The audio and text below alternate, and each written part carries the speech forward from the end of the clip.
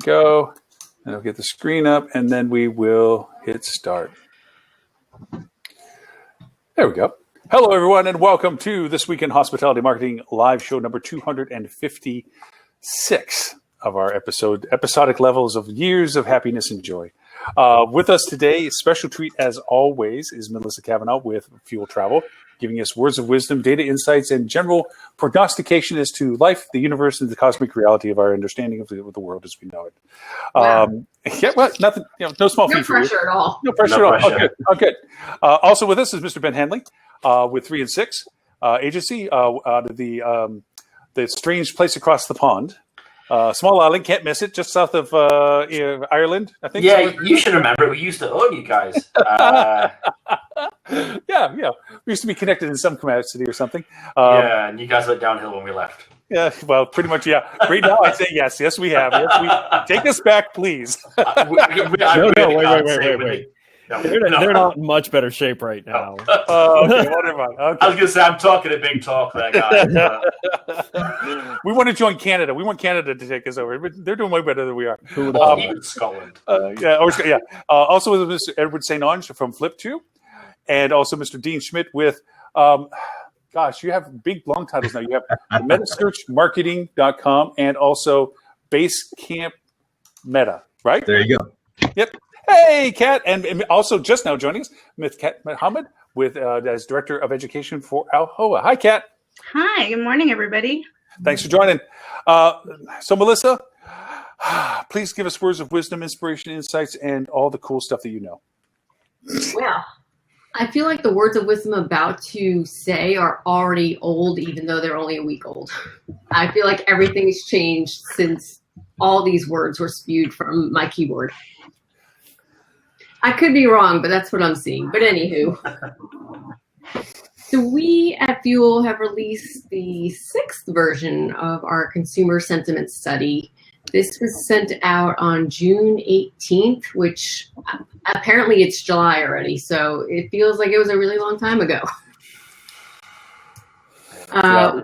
We waited 3 weeks. We had been doing these every 2 weeks, but we waited 3 weeks on this one because we felt like the email list was kind of getting a little fatigued and we were getting less and less responses. So we waited a little bit longer on this one. We did get a slightly better response on this one. So we had over 6,500 responses. Not too shabby. Overall, we're still seeing safety just overwhelmingly at the top of everybody's concerns of all things related to travel. In our little word cloud, when we ask people what they think of when they think about travel now, safety has been the top word since the first time we sent this survey out, and that hasn't changed. Which is really funny because you've seen this in your market and we've seen it in our other beach markets. Most of our hoteliers are telling us how little care their travelers are taking to socially distance, to be safe, to not do high risk things, we're just getting constant feedback from our open properties that like the only people really taking care are their staff, and the majority, vast majority of their travelers are acting like nothing's different. Nothing's happening. And actually are quite mad when something is different, which is funny to hear that when you do look at all the consumer research talking about how much people care about safety. It doesn't seem like that's lining up with who's actually traveling. So I wonder if those that travel have just thrown safety to the wind, and the people who are still cautious are the ones not traveling. Or sitting home taking surveys. Yes, yes, that's what I was thinking. On paper, it's very easy if somebody says, would you prefer this triple cheeseburger or this farm burger over here? Yeah, healthier choice you can easily select on paper, but when it comes to actually doing it, it might be different. I think a little bit of that is the herd mentality, though, too. As you're planning for your vacation, you're sitting in your chair looking at your laptop. Right now, I'm thinking about, I want to make sure the place is clean and safe, and I'm thinking about all those things. You get there, and everybody's hanging out by the pool, and you're like, what the hell? Let's go hang out by the pool. Well, Myrtle Beach has just passed a mask ordinance as of yesterday that went into effect yesterday, which is always a blast. Let's put in an ordinance and make it live the same day. So and right before an incredibly busy travel weekend. Oh, it's a fun town I live in. So I'm very curious to see what the market here is going to show now that there are mandates for safety precautions. If we see a further decline in bookings or people canceling or whatever the case might be. That will be interesting to see because, again, what we're seeing both in your market and other markets is whenever something does happen that shakes loose some cancellations, there tends to be reservations right behind them taking their place. It's almost like you're shuffling the audiences that find whatever you're doing acceptable or unacceptable. That was my gut instinct because we talk about this internally all the time. And there was this debate of, is this going to turn people off? And I was like, you know what? The people that it's turning off, there's going to be another group right behind them that are like, yes, more safety for me, so I'm going to go now. Right. Theoretically. I'm talking out of my butt right now. I don't know what I'm saying. Welcome to the show. I'm just Melissa, you finally broached over to the side of where we were. I was like, sure, we can throw everything up on the board. Who the heck, It's But talking for 250 something episodes. Facts. We don't need no stinking facts. And it's the same over in the UK too. With the news was covering pictures of people in a heat wave just crowding the beaches without elbow room at all. And then the media flipped to say, why is the government still paying to furlough all these staff to help them socially distance and not being in the workplace? When at the weekend everyone's just going to the beaches to touch each other and share ice creams and cutlery. So there's a reckoning coming out. What's going on over there? I don't even let my own kids share my ice cream. I wouldn't let some stranger at a beach. What? Share an ice cream van, not necessarily the same cone. Oh, okay. No, and then they're sharing silverware too? Like what? They're washing it, but now the new thing is that everyone has to bring their own silverware to restaurants. So that's one of the ideas that people have is to bring your own cutlery to a restaurant to reduce infection. Wow. What? Yeah. I like it. Yep. Oh. I mean, don't get me wrong. As a I can say I've got mine in my inside pocket just now. Well, yeah, a little bit of a Joey moment there, pulling a fork out of your inside jacket, going, "So what are we eating here?" I do have my own bottle opener. That's Go on, Adele. I'm not sure who it was. I think it could have been Anthony Milcori, but he said if you really want to be responsible, bring your own sheets to your hotel. And I think there's a lot to be said for that. Yeah, or just bring your own sheets. But what about stay home? What about all of the studies now that have shown you're not going to catch it through touching things? It's going to be transferred through airborne. I think Lauren just said facts. We don't need no stinking facts. No. There's every study that says that. There's another study that says that it's going to live on the surface for 14 days. Oh no, they're saying it lives. You're not going to catch it that way, has been what the newer studies have been saying, which is sure, it's on surfaces. You're not going to get it that way. You're going to get it. Are we back to the biofilm again now, Ed? Yeah, biofilm. Evidently, biofilm is not. It's gross, but evidently, in this case, it's the least likely way you're going to catch this. I think really the only way to be completely safe is to find a nice spot outdoors to live with no possessions whatsoever. And then you will be guaranteed, as long as there aren't other people in your space, not to catch COVID-19. You've never seen someone in the UK. Unless everybody has that idea, Lily, and we're back to that beach thing where you're like, I had a good idea to come to the middle of, oh, shoot, so did everyone else. Just don't touch my ice cream. From the whole convention, it got moved to virtual. We had so many surveys going out on the feelings, just to test the waters with our members and board, etc. And a lot of the folks that I spoke to, they were on the fence of their own safety, but quite a few of them were more concerned with what they would come back and potentially put their family at risk, whoever else was in the house. They were fine risking themselves. It was more so everybody else that they might potentially infect. Khadija, when did you check that? Was it the beginning of lockdown or the end? Because at the beginning, you want to spend time with your family. At the end, you might want to be pushing them out to infected areas. You know, not me. I love my family. I'm just saying the default rate has gone up. Asking for a friend? Yeah, that's the one, Lauren. I promise I won't use your name though. I think to add to what Melissa's pointing out too, though, the survey information is and what Kat said, it's easy to put on paper what you think should be the proper way of answering it, or what you would willfully want to have. But unfortunately, two real strong dynamics have come into play. One, there's a lack of authority as to the true details that we trust. I mean, as Ed pointed out, do we get it off of surfaces or don't we get on surfaces? You know, they didn't tell us to wear masks at the beginning. Why? Because there wasn't enough masks. Now they're telling us to wear masks. And now the mask situation has been politicized. Are you a Democrat or Republican? You burn your mask if you're Republican and you wear your mask if you're a Democrat. It's God's will that we should not have masks, which I ask, well, in that case, why are you wearing clothes? Because God didn't make you with clothes either. But those go far too far. The thing is that we have such a mixture of common sense or lack thereof and the authority of knowing what it is we're actually dealing with. And that ambiguity has created the scenario in our industry. You have this blend of people that are willing to travel under certain conditions, but then they necessarily don't need those conditions to be present. They just need to feel like they're there, and they ignore them on their own. Like you said, they'll go to the pool because everybody else goes to the pool. Meanwhile, the staff wears a mask, and if you don't wear a mask, somebody's taking a picture of it saying these guys aren't wearing masks from the person that's not wearing a mask. So there's this mixture of how it actually is perceived versus the reality of its usability. And I think my favorite, though, is the people who wear the mask with their nose out. Oh, yeah. That's a chin guards, yeah. Yeah. You can find all sorts of great mask fails online if you're inclined. I like the one that cut a hole in the center to make it easier to breathe. That's easy to get the beer to go, isn't it? I thought that was the lift up flap for the beer. So to make sure that Melissa joins us for volume number 7, I just want to point out this all ties back to question number 4. I don't know, maybe that's where you guys already were.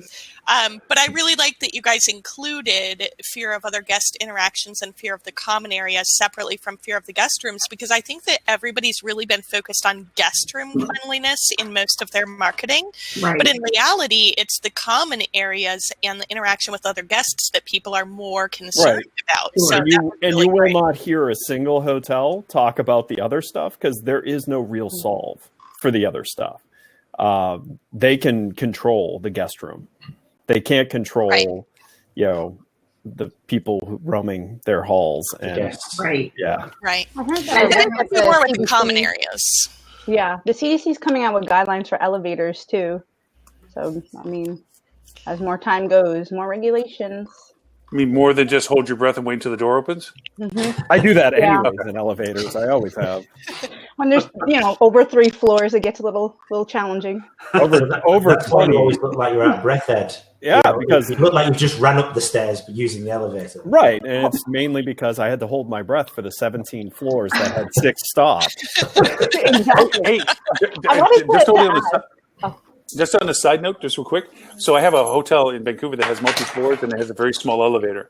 And one thing that we did on the floors is every 3rd floor we put a water station and snacks in the stairwell.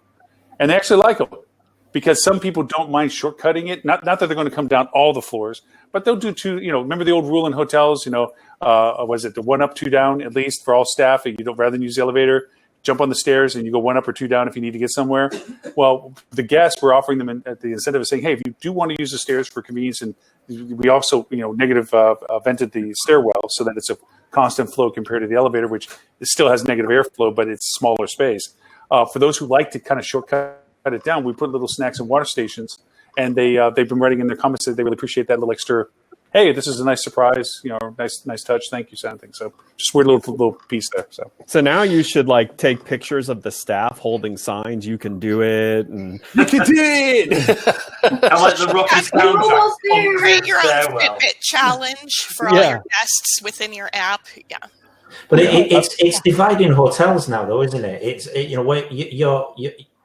your differentiator used to be your amenities, your location, the thing that you were going to stay at, the hotel, the guest, the staff. Now this whole, the difference in people's perception as what is safe, what isn't safe. We've got mixed messages. Everybody, even people on this show right now, will all have different variations of what we personally will feel comfortable with.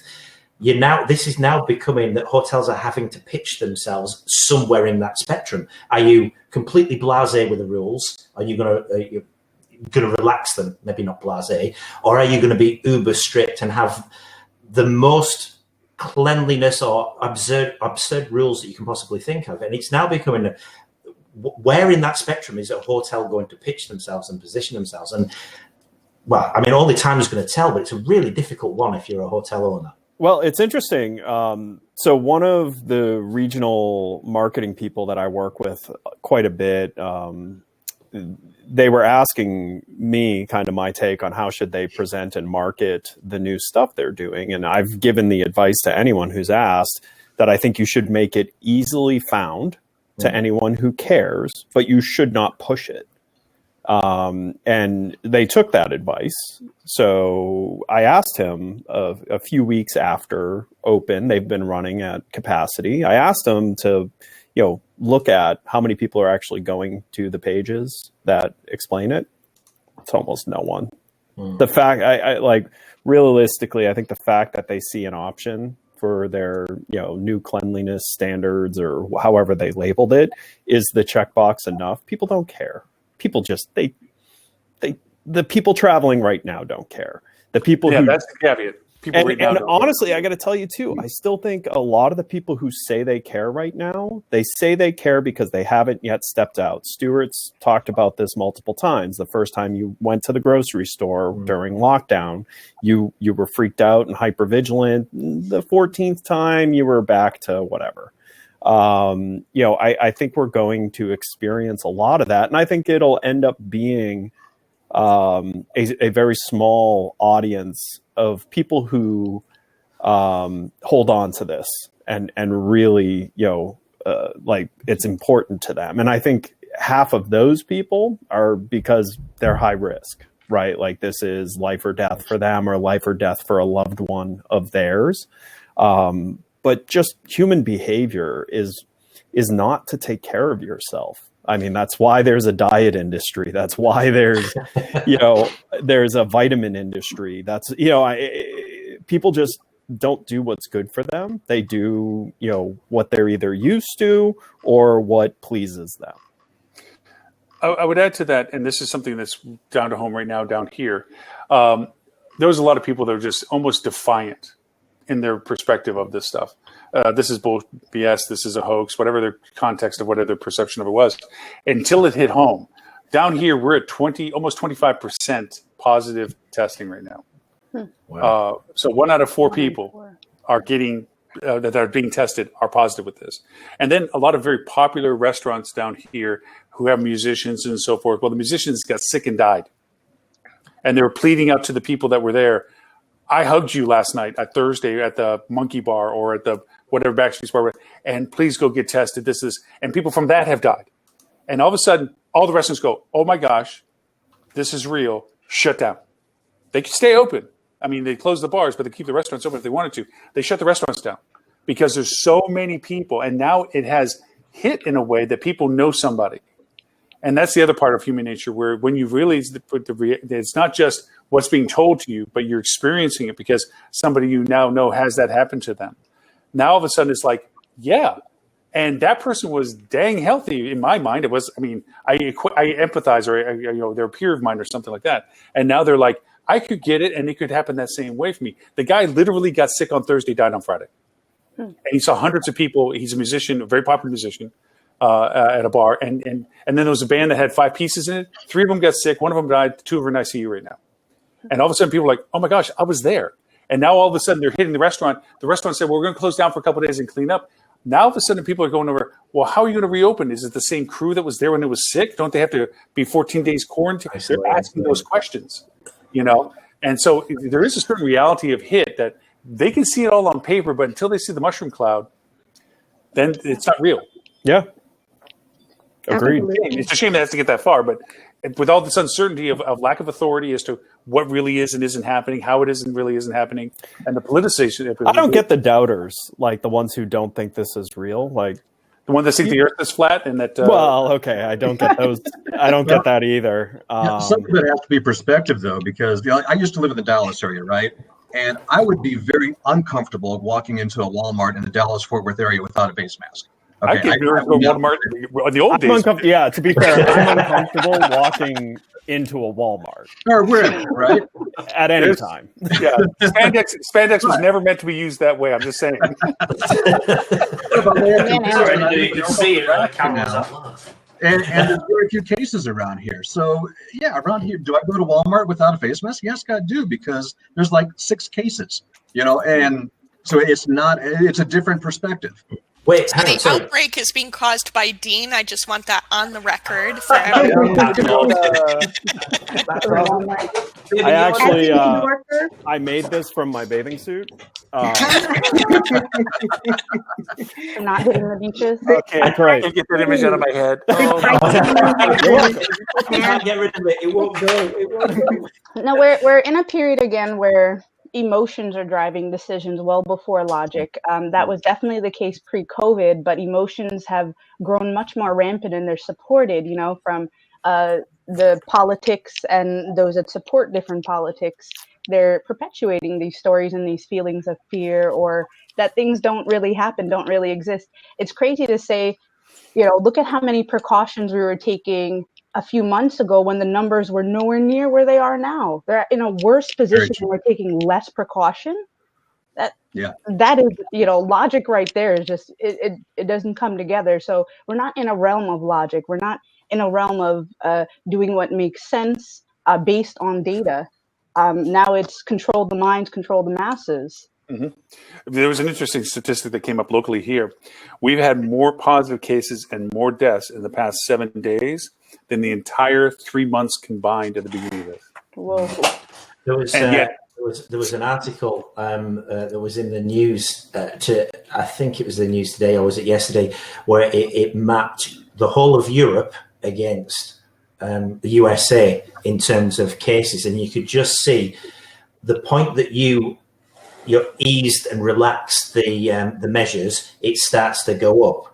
Now, where Europe, albeit Europe changed it at different times, but where it was in a reasonable-ish sort of period where they relaxed. You could see they relaxed later on in the cycle. So the bell curve for Europe goes like that, and it's dropped. It's still high, but it's not on a rampant scale going upwards. The only exception I would say to that is probably the UK, where we, obviously where Ben and I right now, because we're literally coming out of our, we're about to ease tomorrow. And we were talking before about, how you're going to feel and what you're going to do. And I was dead set against, I'm not going to go out. I've got a wife and 2 kids. My youngest daughter has health issues. And I'm dead set against going out. Having done a little bit of research, realizing it's actually, I can't really make a decision, but finding out that in the local area, there's not too many cases, I'm actually going to venture out tomorrow. The appeal of going to a bar and beer just won the day for me. I would like to say it was an informed and educated decision, but it's probably a little bit emotional as well. But I am still going to be very much on guard. I suppose it's a bit what Ed was saying. It's that first time that you go out. And I imagine by Thursday, having been out five nights on the trot, I'll probably be fine. But we'll see. My liver might not be. And it's interesting. I'm really curious because obviously the study here that we're looking at with Melissa has shown really improvement in people's willingness to go out. And I think, kind of what I was talking about in our AHO webinar yesterday, people can only, thank you, Kat, people can only deal with restrictions being imposed on them for so long before they start making illogical decisions that go against safety. However, I'm really curious to see the change from volume 6 to, I hope there will be a volume 7. I assume you guys are going to continue going, because now all of a sudden things are shutting down again. Right. So we have major restrictions here in Arizona going into place, in California, and I know we talked before about New York, New Jersey, and Connecticut requiring travelers to quarantine. I haven't really seen it in the news, but I know anecdotally from friends, and validated this on the CDC website, that that's spreading to other states as well. For example, Pennsylvania has implemented the same thing now. So I'm wondering, with this kind of resurgence, because also in the hoteliers that I've been talking with in my research project, they're saying, oh, you know what, as soon as the closures were announced in our state, we dropped 20% of our occupancy for the next 2 weeks. So I think that we are kind of, unfortunately, not to be a Debbie Downer, but I think we're in for another wave of difficulty when it comes to leisure travel that maybe kind of happened right after the results of this survey. So that's what I said. I think it was just before you joined, Lily. So we sent out the survey, we got the results, I posted the results, and I feel like probably within a day of posting these results, everything changed. Don't you love when that happens? Yeah, our data for our clients, just revenue, like we were up over 200% in revenue year over year for a good couple of weeks, and all of a sudden it just tanked, and we're now below booking where we were last year. Mm-hmm. After being so far above for a good couple of weeks. Yeah. But it lends itself from a marketing strategy point of view. And there's something, Ben, you put in there, what the new normal from the Mail says and so forth. I almost, and I've said this in previous presentations, I want to get off of what is the normal, what is the next way, because we're actually asking for a pause. By asking for a normal, we're saying that it stays a certain way for a length of time, so that is considered normal at that point. Every day is normal, because that is the normal for that day. The next day, as you point out, Melissa, it went from high water to low water, just simply because of the change that happened. But you have to plan, you have to have all these contingencies laid out, that this we were talking about reopening, pre-opening, emergence, all these terms that don't make sense right now, because nobody's emerging, nobody's coming out of what we're doing with right now. We're back in the hole again. And having strategies that are planned for, that relate to this. Like I did with some of our clients, a great occupancy, because we were looking for the type of business that was traveling during this process. And we never really ventured too far from it. So when we went back in the hole again, it was just resetting back to what we were already focused on prior. We were searching for new types of business as the business changed. That's normal. But then when that business didn't come through because of retreating back to closing things down again, we went and reset back to the things we knew we could get business from. A lot of hotels are sitting there by their front door with the light on, waiting for the business to pull in. And they're not really targeting who they can get to come into the hotel as it is much what they would, waiting for people to come to the hotel. It's whether you're hunting or whether you're just waiting. I think it's kind of where we're seeing some differences in what hotels are succeeding and what hotels are floundering. Anyway, Melissa, with that, since it was a part in church for me, yep. What other numbers do we have? What are the numbers? Well, since Lily already brought it up, we did ask again. I think this is either the second or third time we asked the top 3 reasons that would prevent people from staying at a hotel. And on our last round, we had so many people write in that there was nothing preventing them that we added that as a choice this time. And so we, as of this data, we had over 30% of people saying that nothing is preventing them from traveling at this very moment. And even though fear of guest interactions and fear of common areas that have been the top 2 choices, that remained constant, but those dropped substantially. Fear of guest interactions went from 50% down to 41%, and then fear of common areas decreased from 43% down to just over 30%. So there was some drastic change in 3 weeks on this question. But again, this is already a few weeks old. So I don't know if I ask this question today, if these numbers are going to go back up. Yeah. Are you going to increase these to a daily survey, Melissa, where you publish? Yeah, I'm just not going to sleep. Follow along with Lauren, the norm of today. Yeah, the norm of It will be today. Yeah. especially interesting to see what these look like post 4th of July holiday weekend, because as we came out of May, came out of what should have been the school year, wasn't, whatever. There's a lot of pent up aggressive people that are just ready to get out. I've got to get the hell out of here. Memorial Day weekend, people left. They went to Myrtle Beach or whatever have you. And even into the early summer here, they started going out. 4th of July weekend, people want to go out. After we get over that initial high, does it take a nosedive? And does that then change things, especially as, let's assume that we're going back to school, knock on wood.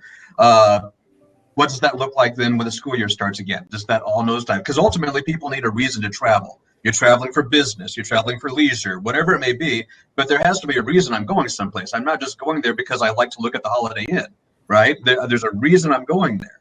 And as soon as right now that reason is I got to get the hell out of the house, as soon as that subsides, what replaces it?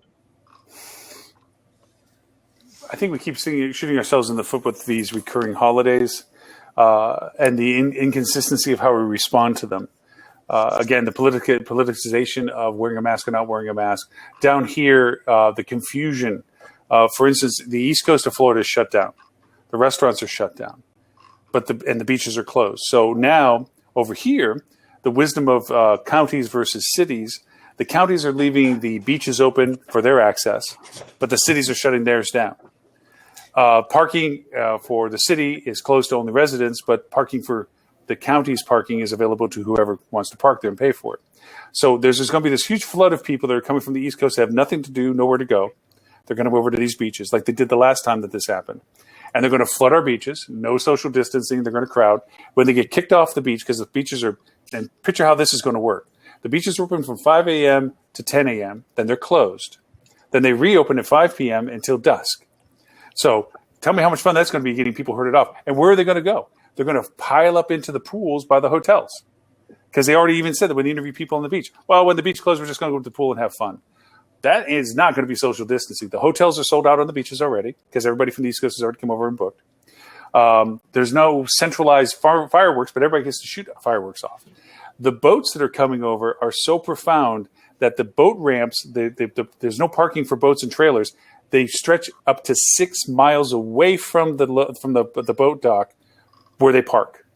There's places that people will come over and literally park up into the front yard of somebody and leave the car. And even though they get a $200 parking ticket, they don't get towed because the tow people can't. If they max out their tow storage, they have no place to bring the towed car, so they can't tow cars after a certain point. So all they're getting is a $200 fine to them, which is like a parking ticket. So they don't care. And they're pulling up in people's front yards in the grass and just leaving the car. And the person's yelling and screaming at them, and they don't care because they want to get to the beach. They want to go do something. And it's this inconsistency of stuff that we're facing. And then all of a sudden we get this surge like we just saw from the Memorial Day weekend. We're literally in the hole because of that. We're going to be in the hole again because of July. It's going to come back around again. There's like a few other factors too to keep in mind. We're talking about from the industry side of things, flipping it to the actual working side of things. Like my honey, he works in the restaurant business, and his business, like many others, really struggled with getting staff back once that initial hit of COVID had furloughs and layoffs. So now he's faced with this, like what do they call it, like a fire drill of getting people in the door, and those people need money, they need work, they're lying about their symptoms, or people are bringing them in even if they have some type of symptoms, because you're still required to have full capacity here in Georgia and function normal. So how do you meet that demand? And people are walking in groups of 20 and 35 and looking for service. So there's that aspect. And then July 31st, that additional unemployment benefit is due to expire. So if that isn't extended, then the market is going to get flooded once again with all of these people that may have been vacationing, that may have been inside, but the opportunities for it to spread from inside where all of these tourists and people are traveling to is going to increase too. Yeah, and it's interesting what you're saying about the unemployment, because first of all, I have a feeling something's going to get extended, even if it doesn't look quite the same. I would be pretty surprised if the government doesn't pass another bill, probably 24 hours before the other one expires as it goes. But as I've been talking with hoteliers as well, that is one of the top 3 pain points in almost every market, that people are not returning to work because they're making more money on unemployment. So if they do extend it in the same way, it kind of hurts us on the other side, because there's literally hotels that could fill more rooms, but they're not doing it because they can't get enough hands on deck to turn those rooms over properly. Mm-hmm. So if anybody has any major solutions to that problem, please hit me up, because I have a lot of people who would like to know about that. No, but I can give you a couple of solutions to if somebody parks the damn car on your lawn. That for me is a perfect time for a little bit of gardening. Maybe, turn the soil over 3 or 4 times. Spread some muck around if you've got it. Really fertilize the soil. That would not fly in the UK. I'm not saying I've ever done this, Ben, but also if you take mini marshmallows in the summer heat and just line them up on the top of the windshield wipers. Ooh, I like that. Lily! Damn! Right? Wow, Do not mess. Lily. Wow. That's a useful tip for them. Do not mess with the muck. Don't park it. Yeah, don't park in her yard. Good I golly. had a fun question for you guys. Has anybody, I know somebody had mentioned, I think it might have been Ed, the mask fails. Have you seen anybody where like, whoa, I wish I could be as good as you? Like I saw this lady running uphill with her mask on. I was like, no, I'm just going to sit down. It was just too much to watch. But I have turned into a mask fashionista, though. I have masks for all occasions. I have my Darth Vader mask, as I affectionately call it, because it has double breathers and a strap that goes around behind my back, so I look like, I can sound like Luke, I am your father.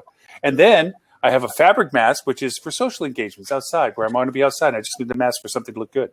And then I have my other mask, which is a thick cotton one with a single breather that when we have the physical therapist come in, that has a carbon filter and stuff, so it's a little bit more healthier.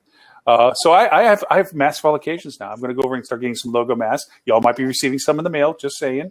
They'll all be pre-tested. Is it a mask that says... Is it one mask that says like hospitality digital marketing, or is it a mask that's just your face here? With the mouth open. If I had like the bottom half, and we all turned up with just the bottom half of Lauren. I'm writing that down. I am writing that down. Hold on. I'm going to make that. And Lauren, the term you were trying to come up with was mascanista. Oh, okay. That works out better for me. I like my work, but I'll take yours. I think that's taken by TJ Maxx. No, that's Maxinista. It should be Mascanista. I was thinking about what Lily said regarding the difficulty of getting employees back, and I've given this a lot of thought, and I only wish that the government would allow you to say bring somebody back to work for, let's say, 2 days a week, and that way they can get their full pay for those 2 days. Hopefully that would make it more than unemployment, and still get it for the rest of the week. But I feel like even just to come in for 1 day, it messes up their entire unemployment, including the $600 extra. I just don't think that it's organized properly, and they did it to be quick, but it's been 5 months now, so they should have rethought it by now. So I thought that, sorry, Lily, I thought if you were unfurloughed and you said no, that stopped your unemployment in any case, because that's supposed to be the case, but I don't think the businesses are reporting. Right. That's what the business has to then go in and do something to report that they're not eligible for unemployment. And because, the relationship factor, I think, prevents that in a lot of cases. Like they may say, but we need them to come back later, even if they won't come back right now. So people are being really lax about that. Well, and to be fair, it's not clear. It's not clear how you would actually report someone. Because even on the Paycheck Protection Program, you can report that you attempted to bring an employee back. It's written that you can do that, and yet there's no way to do it. Right. And who really wants to hurt their employees? Right. And to be honest, it's not. I mean, if you've got a housekeeper who normally their take-home pay is, let's say, I don't know, $450 a week, and now they're making $750 on unemployment, I wouldn't go back either. That would be the wrong decision for me and my family when you have an opportunity to sock away a little extra money because we don't know how long this is going to go.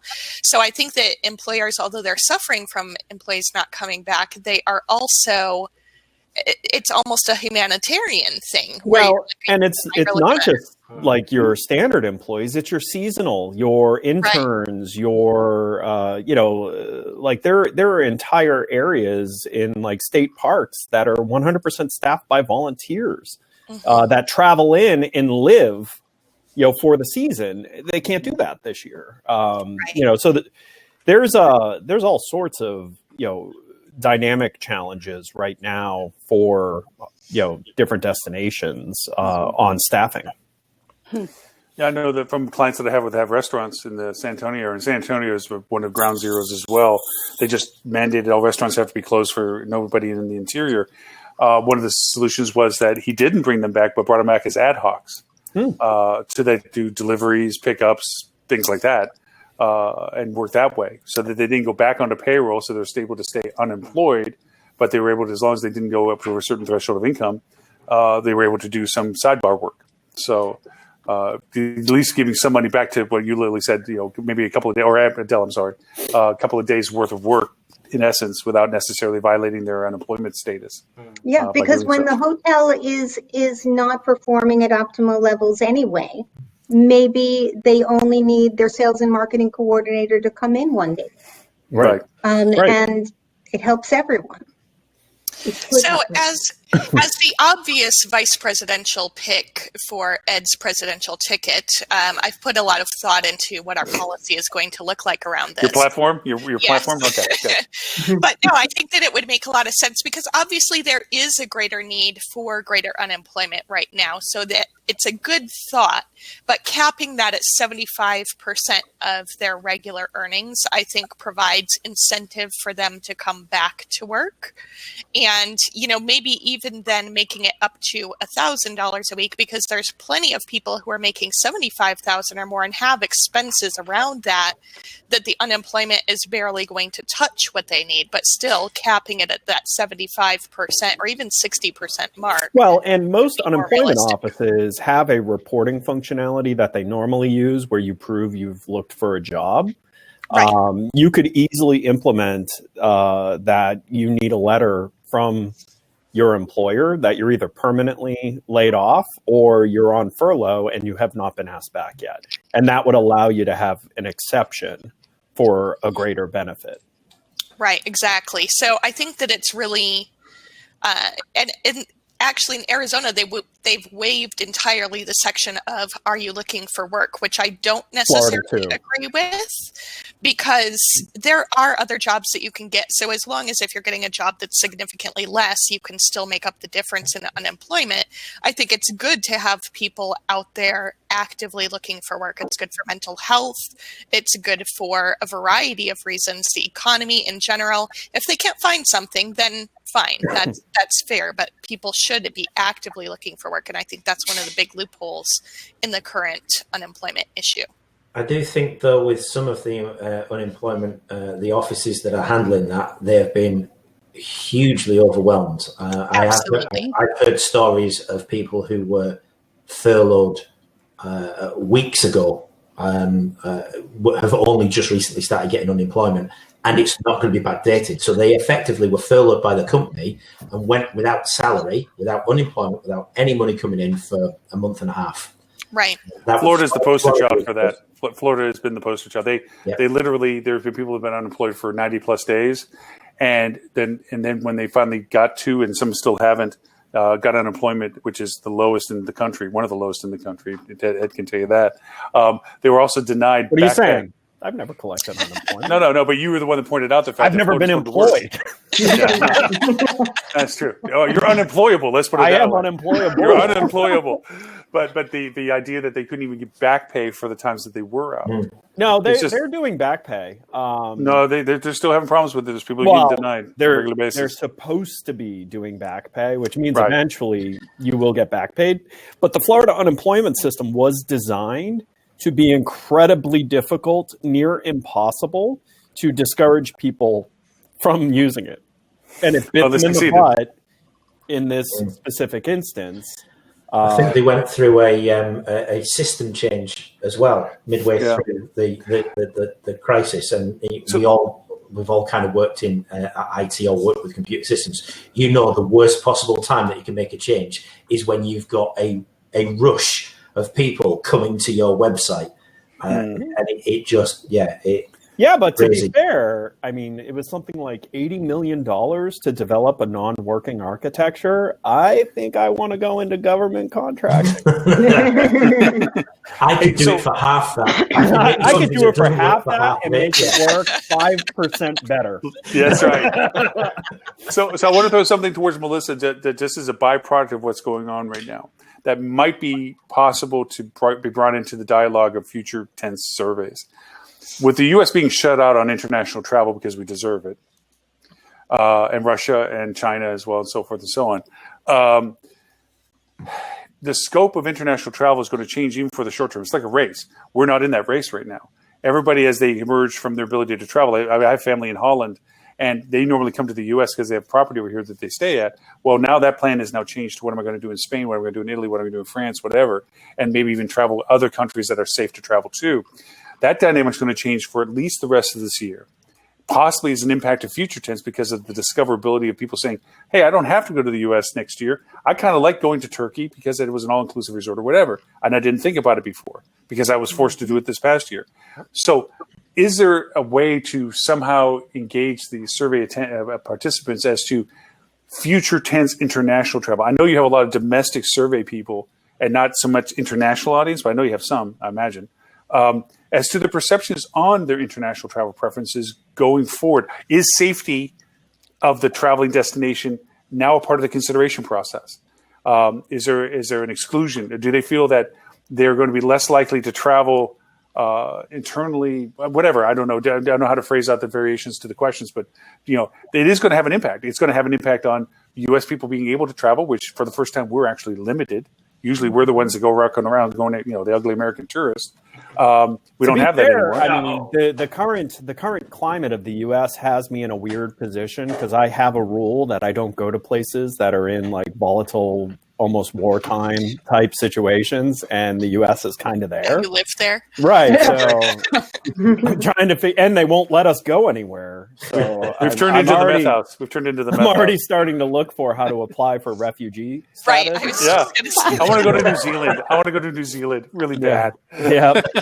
An interest in this is going to be one of 3 and 6's things, right? Refugee status for Americans who want to come to the UK. We could definitely branch out into that. Experience in the legal could be market. very lucrative.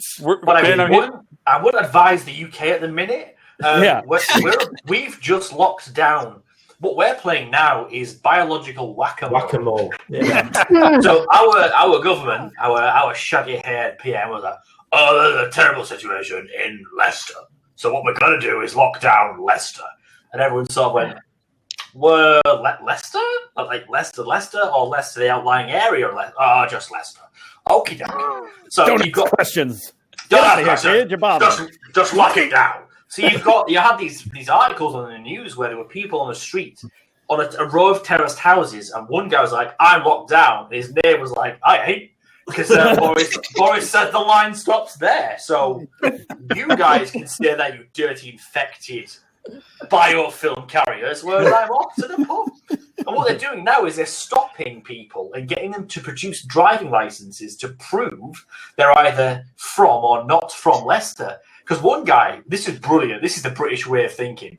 One guy hired a coach to take his entire street to the next city down to get plastered tomorrow, to have a drink tomorrow, when the pub's open. And the cops like, "You can't do that." And the government like, "You can't do that." I said, "Well, why can't I do that? Leicester's locked down. I'm leaving Leicester." No, that's not the point of a lockdown, you buffoon. So, to summarise, Lily, the U.S. will be hold my beer. We have kids that are having parties to COVID-19 parties. Please do not refer to Alabama as the U.S. I think everyone in the world Suck it up, St. Albans. can Those are your agree people. Those are your people. that Alabama should not be what we use as an example of the U.S. All I'm saying is, Come on. I'm telling you, though, now that this has gotten out there, it will become a national trend. And if you don't believe me, just Google Tide Pods and see what comes up.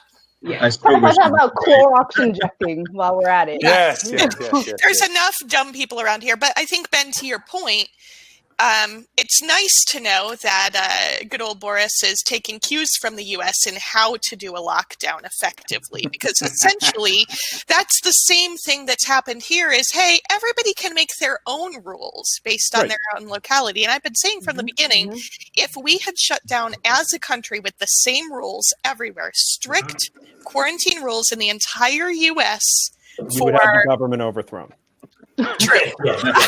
But for 30 days, if we had been able to accomplish that, that would have eradicated most of this. Agreed. The problem is, and the UK generally has the same problem, is governments that allow freedom have this deep-rooted issue where they can't actually force the public to do something without fear of the public immediately rising up and pushing back.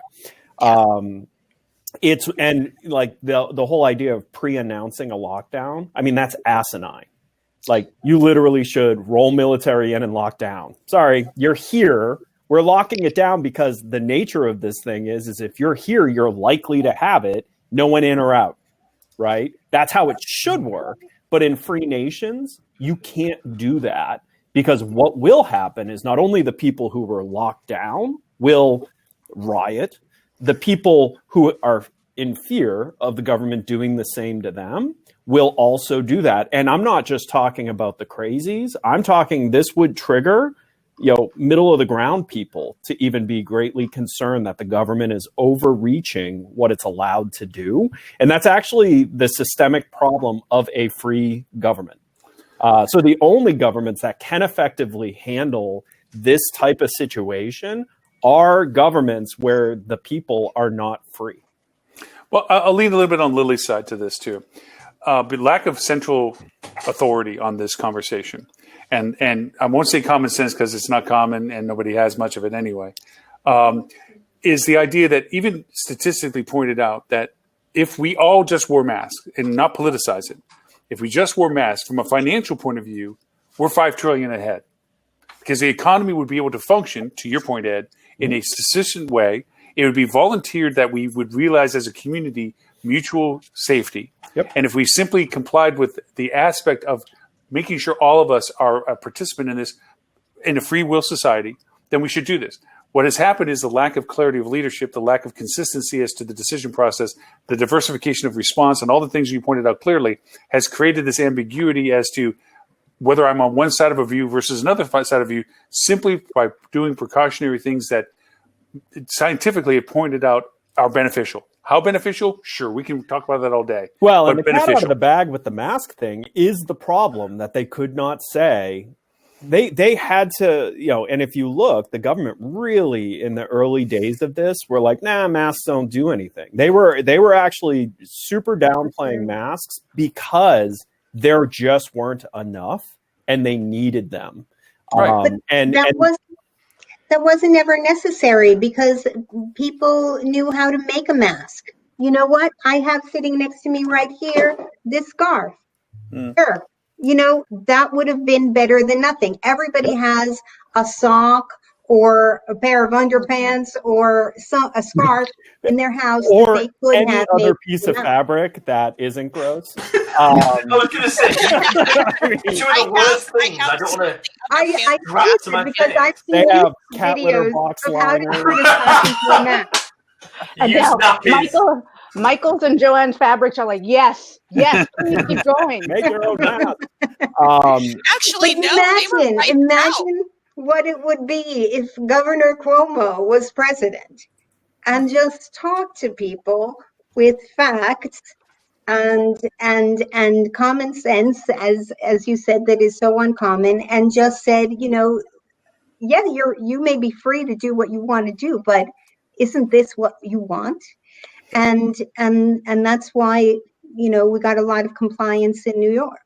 Mm-hmm. I'm going to share what is going on in my own neighborhood. So I live in an HOA community.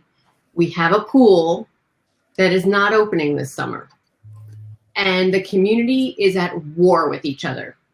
Because in order for our pool to open under the letter of the law of the governor's executive orders, we would have to pay multiple staff members to be at the pool to clean up after every single person touched a door handle and all of the chairs and tables and everything else. And there's no way we can afford to do that.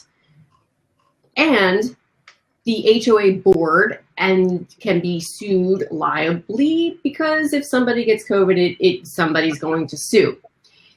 The amount of controversy over this pool is, in my mind, insane. People are so angry about their right to this pool. And also, if the pool's not open, we deserve money back on our fees for the year, even though, the pool still has to be maintained. People are out of their minds. Which is even funnier, because it's your pool. Like, if you don't pay, the pool doesn't get taken care of. You'll end up having to pay to get it back up and running. And the idea of suing your HOA, you're suing yourself. You are suing yourself. Yeah. You know what's funny though is, like, there's whether no it's common sense. And it doesn't matter. It doesn't matter if it's a pool or the masks or whatever. Everybody is just on edge right now. It's been too long. And, I think to the point of, would the 30 days work? Would the 30 days not work? All of that. Either way, like the idea of shutting down society for 30 days, we basically did, but we did it for a different 30 days over here, then over here, then over here.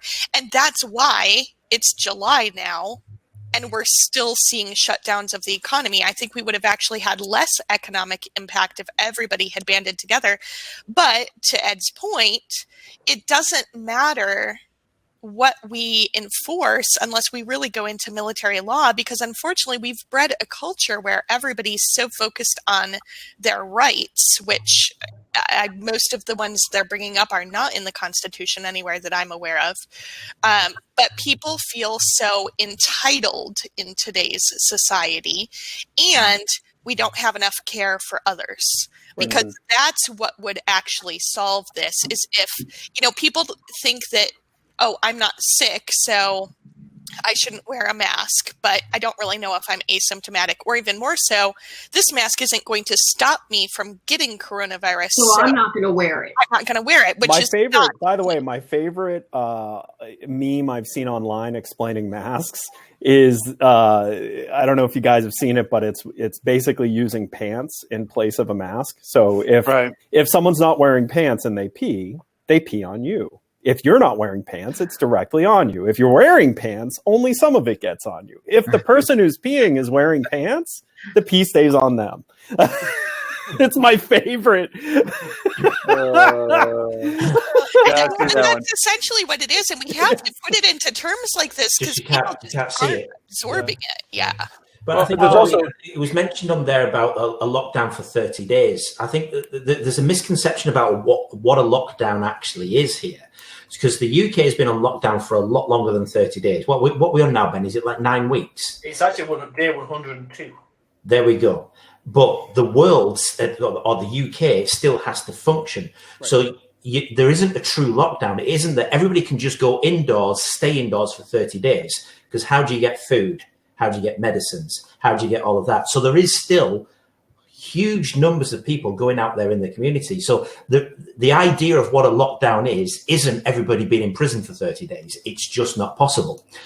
But to your point, Lily, if you'd done it all at once, then that's how the UK is kind of reaping the rewards of having done this. Is that whilst our cases, we were too slow to react and our cases shot up exponentially, we've now managed to get them under control because as a nation, We collectively had that power because, well, we're a lot smaller than the US. It was obviously and your central government has the power to do that. Our federal government does not have the authority to govern how the states handle commerce and things like that. So the problem with the United States is it would be impossible to federally lock down because it just can't happen. The states it could actually trigger where states could secede from the union. We still have got a different. Sorry, Lauren. We still have got a similar thing because Scotland and Wales are not following and don't have to follow what England does, and they are attached to us. It is almost mini states, isn't it? Right. But we are fortunate that Scotland and Wales are actually being even more cautious than England is. I think they're probably doing it more out of spite because they don't like the English. But oh, mate, definitely. So, sorry, every time Boris is about to make an announcement, Nicola Sturgeon, the First Minister for Scotland, gets on TV an hour before and says the same thing. It's so petty, but it's brilliant. I mean, Scotland are keeping the 2 meters; they're not going down to 1. And as from I think it's the 10th, face masks will be law inside shops. Is that in Scotland? Mm-hmm. Oh, I didn't know about that one. I guess I know, but Ed, I want to point something out. I agree with you that the federal government couldn't mandate a lockdown, but as we have seen from the lack of leadership or the cohesiveness of leadership, a central recommendation with an authoritative perspective, be the president, be the federal government, working and coordinating with the states, saying, "Guys, look here's the deal. Here, get all the governors together. This is what we're facing. This is what we're doing. We're looking to do this. This is why we're doing this. This is the information to validate what we're asking to do," and creating a consensus of decision rather than a decentralization. I want to laugh too, Lord, right now. So the face of where our government is in, right? So I've heard 2 things from Adele and then from Ed. You guys, I said these are perfect for our show. The first one was, I only wish the government would ... fill in the blank. And then Ed just said the problem with the U.S. government is ... fill in the blank. But we right now are also reducing funding on future cases, testing for cases, right? So if there's less testing, the numbers go down. Yeah, sure. They don't stop existing. Manipulation. And then at the same time, we're also fighting for reducing businesses from being liable if staff or your customers get sick on premises. So yeah, go on and travel. It won't be the responsibility of the business where you get that COVID at or wherever you get it. So you can't sue anybody, but you'll get it. And you're stuck. Remember 5 months ago when this all came and started back in March and April, the message that was given to everyone was flatten the curve. We have to flatten the curve. And everybody showed these line graphs that had about a 60-day window to them of the curve either goes like this or it goes like this. All right. 60 days later, everybody's like, we flattened the curve. We did our job. Done. Right? Now it's going like this. Yeah, exactly. That's my now point. It's a wave pool. The line is that steep. It's effing vertical. Yeah. Right? There is a positive to this, though. I mean, we're all very like doom and gloom and government bashing, which is brilliant.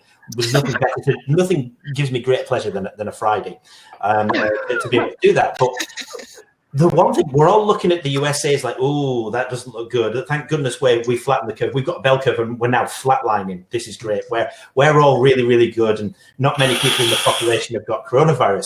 The thing is, over in America, you guys are probably all going to have it, and then it's going to turn around. It's still going to be going around the rest of the world, but most of the USA has had coronavirus. So in effect, you're kind of in a better position. It's live or die. It's the old school, it's the old school chickenpox party. Exactly. Yeah. On a national level. A national COVID party. Yeah. Alabama. You know maybe Alabama was right. For once, they're first in something besides the alphabet.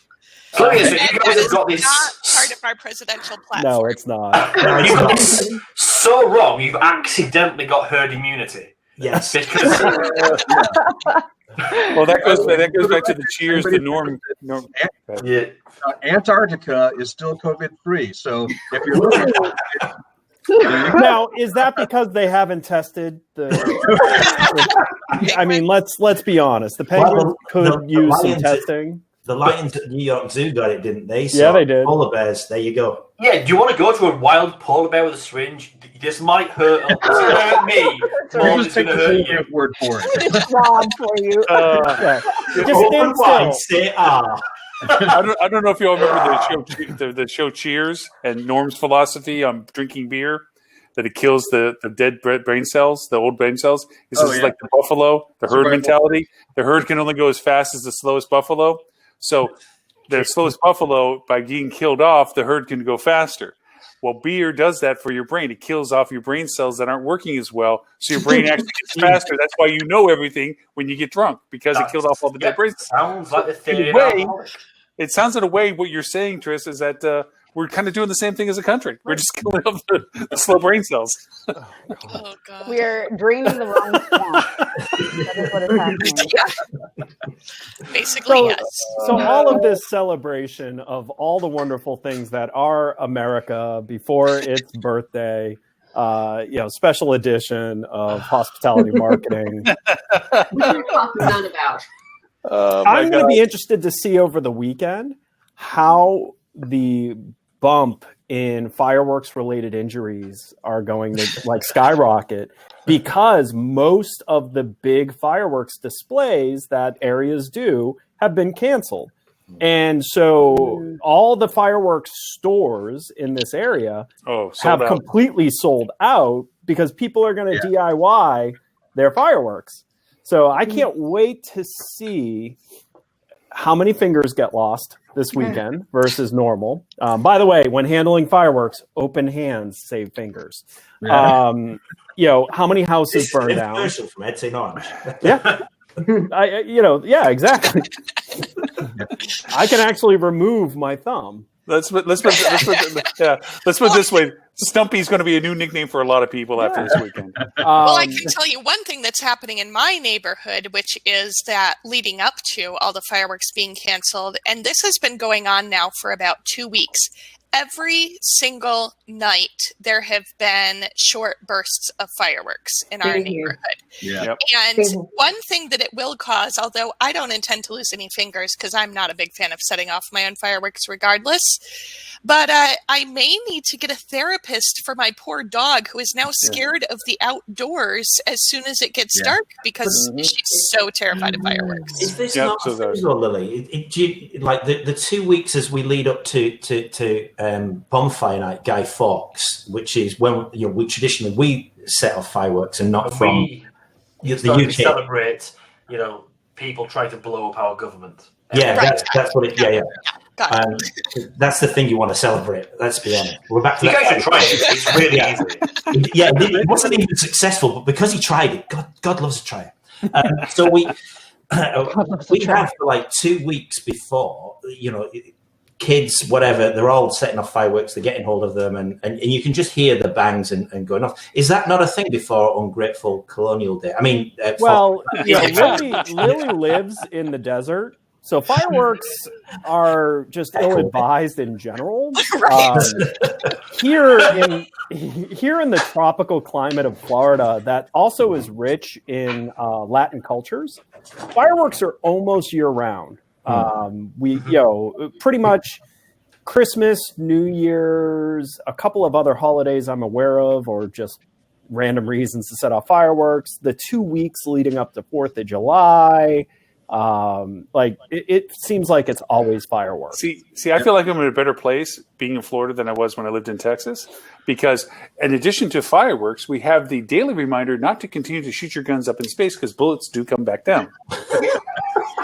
Does anybody appreciate the fact that all the fireworks come from China? I know. You're going there. You're going there, Dean. Be careful. Well, I have to just interject, because it seems to fit the moment. I'm just dropping a link in here for anybody who's interested, and this is a nice little video about how to follow the rules currently around coronavirus. If anybody wants a little holiday weekend humor, because it is definitely humorous. So, and also with that in mind, and to go again, I've been thoroughly enjoyed the conversation. Don't get me wrong. From a marketing perspective, for what's currently going on, There are some things that are still tried and true that are still effective for communicating and getting whatever business is still traveling for what reasons they have to travel. In answer to some of the earlier questions, and this is sad to say but real, there is a need for funeral travel for those that could not go earlier. There's a need for convalescent visits that they couldn't do before. There is a need for to visit people that, from a family perspective, that have been isolated from their other family, and they're looking to just reconnect with them. These are still core travel purposes for people, and they're going to do it at a distance level that is comfortable for them. There's also the fact that we have been adding additional content beyond the protocol changes. Hey, there's the executive producer for today. She's speaking more sense already than any of us. Right, exactly. There's the, other than just giving videos of what has changed in the hotel for people to know what to expect, we've also been really doing good showing local information, communicating via social, via the content on the website, putting the content on the website on orphan pages on your website, if you have the capabilities of doing that, which is talking about the local destinations that are open, the local restaurants that are, as to what their service levels are, whether it's lunch, breakfast, dinner, delivery or pickup, what to expect to do those things. But we're stealing that data and putting it on our websites. And then we're referring to it on our social postings. Reallocating. Right. Well, reallocating assets for the self-improvement and the actualization process. Right. Yeah. So marketing. Yeah, marketing. So doing those things have really been beneficial, because as people do the exploratory, knowing what they do before they travel, it's helped them in their process, because then, of course, we're giving them still a trigger to purchase in that process, like the book. We're not offering special discounts or anything. We're just saying, here's a vehicle that once you feel satisfied with the information we provided, you're willing to go over and make that choice. And here's a button for it. And that's helped. It's that reality right now. It's not about long-term, how do we get somebody consortia or wholesaler. It's about who right now is willing to do what they need to do for what reasons they have to travel, and what is it we need to convey information-wise to them that makes them feel comfortable about that. Unless you're a beach hotel. And then you free open. Everybody wants to be with you. Straight up, you're good. You're back to normal. You're back to normal marketing. Yeah, just show up. Yeah, we're all good. Until you get locked down again. And then you'll be back open again. State of Florida beach hotels are not going to get locked down again. The governor has straight up said he will not shut down our economy. And I think South Carolina's governor said the same thing, right? He will not stand on anything. So South Carolina, Florida, your beach hotels. That's off the table. You're good. Oh, wait. Yeah. You'll have a hotel open, but everybody's dead and no one's staying. I was just going to say, let the bodies hit the floor, right? Yeah. That's the way Actually, you could just Lauren, do you not have a theme tune for every episode? Could that be the theme tune? When you're editing this, instead of like, oh, it's Lauren Gray, welcome to show 257, you can have let the bodies hit the floor. Let the bodies hit the floor. There you go. I think we can make that work. I think we can make that work. Please don't tempt Lauren.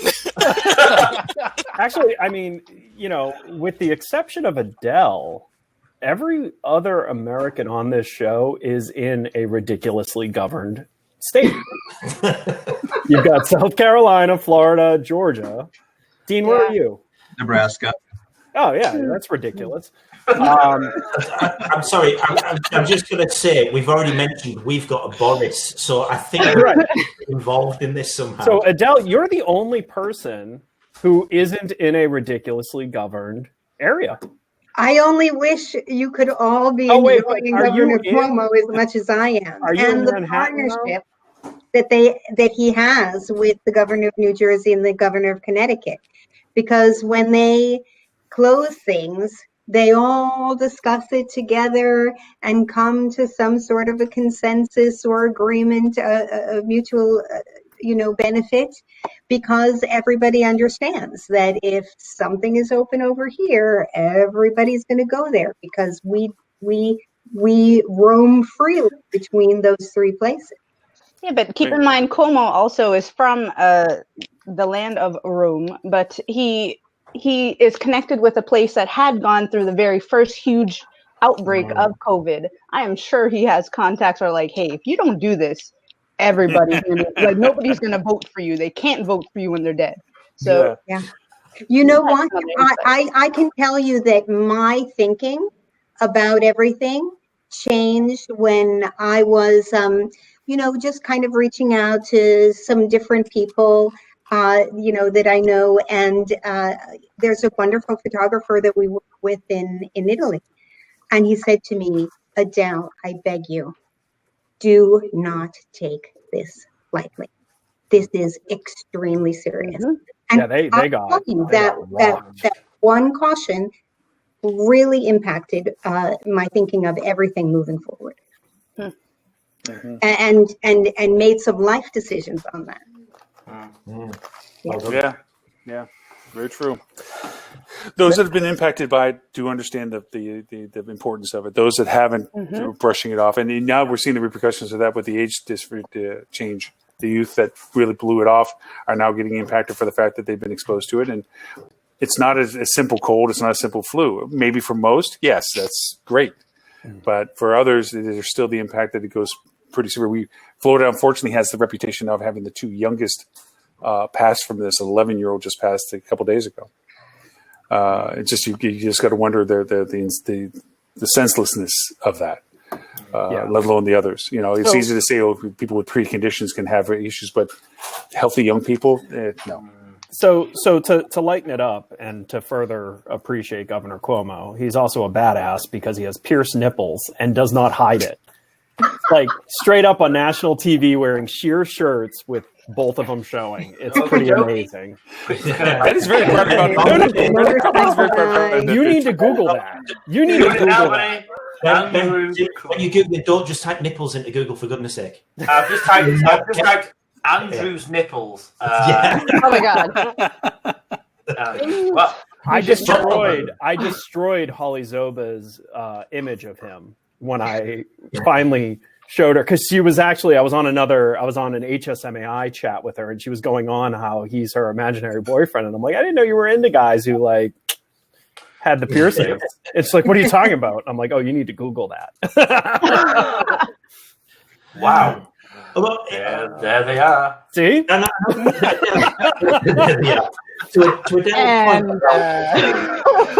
there's the other one. To Adele's point about Italy getting hit with this really early, I don't know whether I'm beginning to join the tinfoil hat brigade or not here, but I've been speaking with some people who believe that they've had it earlier than the lockdown. Like we're talking January earlier on. So an ex-colleague of mine, their in-laws are French, came over. Stayed, and then a short while after, my friend got very sick, and it was like really, really bad flu, really bad flu symptoms. And very recently, the in-law has been tested to find out that they actually had COVID-19, and they were ill at the same sort of time. Everyone survived, everyone's happy, and everyone's the case. So now there's have we been on lockdown and looking after ourselves? Well, really, I actually had it back in January. And January was way before any of this. Well, and to be fair, think about how impossible it is to truly trace how early it hit certain areas. Because it was before it was even a known thing. And when you think about normal medical it's triage. It's not, let's find out, like, you have flu-like symptoms. You have the flu, right? You have pneumonia-like symptoms. You have pneumonia. And it's taking longer. It's a little bit worse. You just have a really bad case of it. I would not at all be shocked to hear, that, in certain parts of the world, like this went back to last September. Right. Yeah. I think I actually was one of those people who believed I had it in January, just after the marketing conference in New York, because I spent about a week in New York, also visiting with a friend and whatnot. And essentially a really bad 3-week flu, lost my voice for 4 days, got tested for the flu twice, both times negative. But I just recently went to have the antibody test, and that came back negative. So when my doctor gave me the results, they came with the message that, we don't really know if this antibody test is accurate anyway. Right. So if you think you had COVID-19, you probably did, but we also think you probably could get it again, but we're not really sure. So just use caution. Great. And that's how ladies and gentlemen, is how you don't get sued. Welcome to the marvels of modern medicine. I'm fairly certain that I got COVID-19 from Stuart Butler. Just be glad that may be the only thing you got from Stuart. I didn't want to go into the rest of the test results. But that grass will go away with proper cream. Don't worry about it. At least Holly will have her way, and people will stop squishing her every time they see her. Right. Yeah, she's not a hugger. She's not a hugger. Holly's not a hugger. And I'm a hugger. I do hope that handshaking will go away permanently. That's one of my hopes for the future. I'm just, I'm glad we're not a culture that does the kissing, because the kissing always has been weird to me. Like, it's just strange. Is that just with strangers or with your wife as well? All. Just all. Just full stop, yeah. One time, I made a sales trip to Mexico to promote some tourism to New York, and I would visit every day Aeromexico, and the sales representative from Aeromexico would then go with me and drive me to introduce me to all of the owners of travel agencies. And as I would wait for her, as every single person in the reservations department came in, they would go around the room and kiss every single reservationist in the room and then sit down. And the next one would come in and it would go around again and again and again, like 30 people, all kissing each other every single morning. It was the most amazing thing. I love the love. It's amazing. I worry for them now. Well, and I learned how to get someone to stop doing it to you is you just quickly turn your face so they kiss you on the lips. They'll never do it again. I'll be honest, Ed, I thought you were going to say tongue then. That may work for you.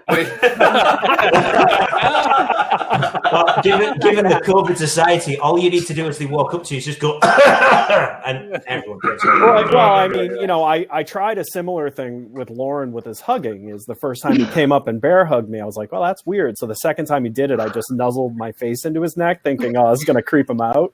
Give him a tighter squeeze. Like, he just doubled the hug. He's like, oh, that's nice. He's like, look at Ed. He's so.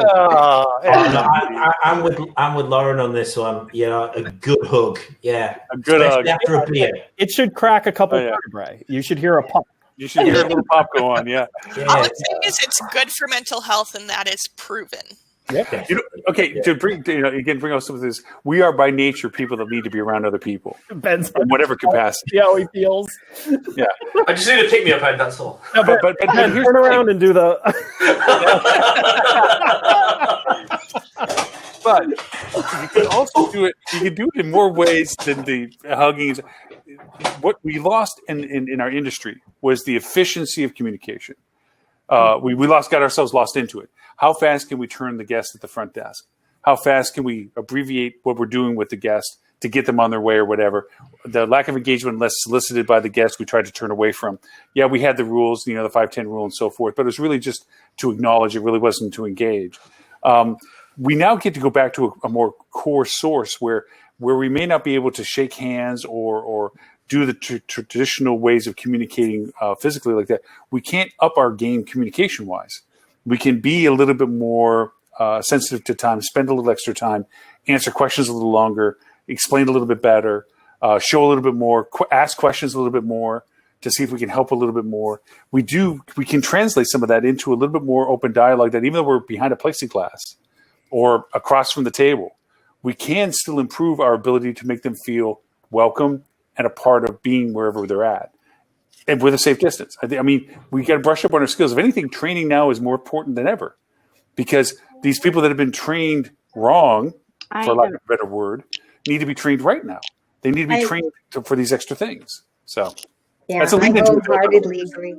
It's a cop-out to say that, we're not, face-to-face interacting the way we used to, so we can't give the same emotional support and level of service and sparkle sunshine on the guest and make them feel great and welcome like a movie star. It's just a cop-out.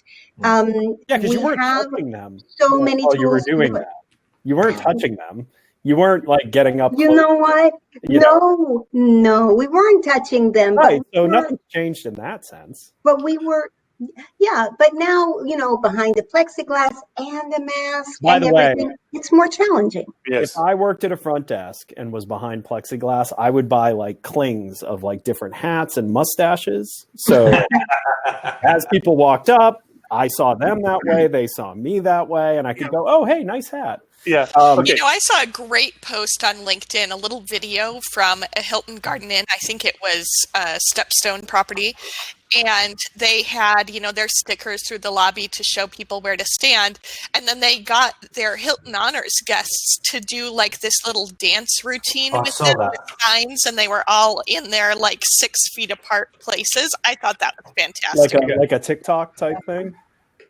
I don't know. I try not to but anything on TikTok. to amplify what Adele said, and not to disagree with that because we never did hug just to make communication. What we used to do for personalization was focus, and focus required proximity. We got closer. We were more direct with the person, and that's been taken away from us. And I think to Adele's point, behind plexi, behind a mask, conveying the smile that we can't show, we have to do it in our eyes or in our communication. And changing our methodology that we can't stand 2 foot away or 3 foot away to show focus on the person and that we're dealing with them and that we're intent on them and showing them as a priority. We can't do that as much anymore. We're at a distance behind a wall with a face mask on. That has to get trained differently. People need to understand how to convey emotion beyond the way they used to do it in a way that makes the person feel that that is true and genuine and not fake and contrived. Yeah. And that's a training. Which is really difficult for people with crazy eyes. Yeah, imagine Steve Buscemi trying to check you in. I know. I mean, the poor guy. Okay, so let's look at the contrast. Look at Triss' eyes and look at Kat's eyes. Tell me who you're going to listen to more. Really, I'm really sorry. I don't know why he's picking Triss on is going to look like a robber. Like, he's got those little. He's going to be looking at you like, to give me your money. Where Kat's going to be like, well, especially with the beard busting through all parts of the. This is my face mask. Yeah, right? Yours are going on. Melissa's like sitting here going, "Oh God, what did I get myself into?" Why does Stuart keep making me come here? I'm sorry that I failed at keeping us on topic this week. It was just my normal rule. But unfortunately, I have to leave a little bit early today. Yeah, me too. Unacceptable. Mine is jumping around here, asking me for brownies and stuff. I wanted to mention, as far as the messaging and finding a way to still be endearing and genuine in what you're doing. Also, keep in mind, before all this, there were different types of guests that you had to tailor your messaging to. And I want to particularly draw attention to folks with ADA. We had so many conversations on how to manage service pets, and if you have a deaf person or somebody that communicates with their mouth, now it's completely covered, or they have certain guards. But there has to be even more specialized communication for those folks, and that's actually one bucket of gaining revenue, because right now how you're communicating safety protocols specifically for ADA individuals will be a draw, because the hotels right now are really ramping it up to show what they have, and some don't have a budget to ramp it up. Mm-hmm. That's a really good point. I mean, sorry, Lauren, just look at the flurry of lawsuits the last couple of years for breaches of ADA with websites. I mean, our previous agency, we had a service line which was helping you fight lawsuits by proving you were ADA compliant.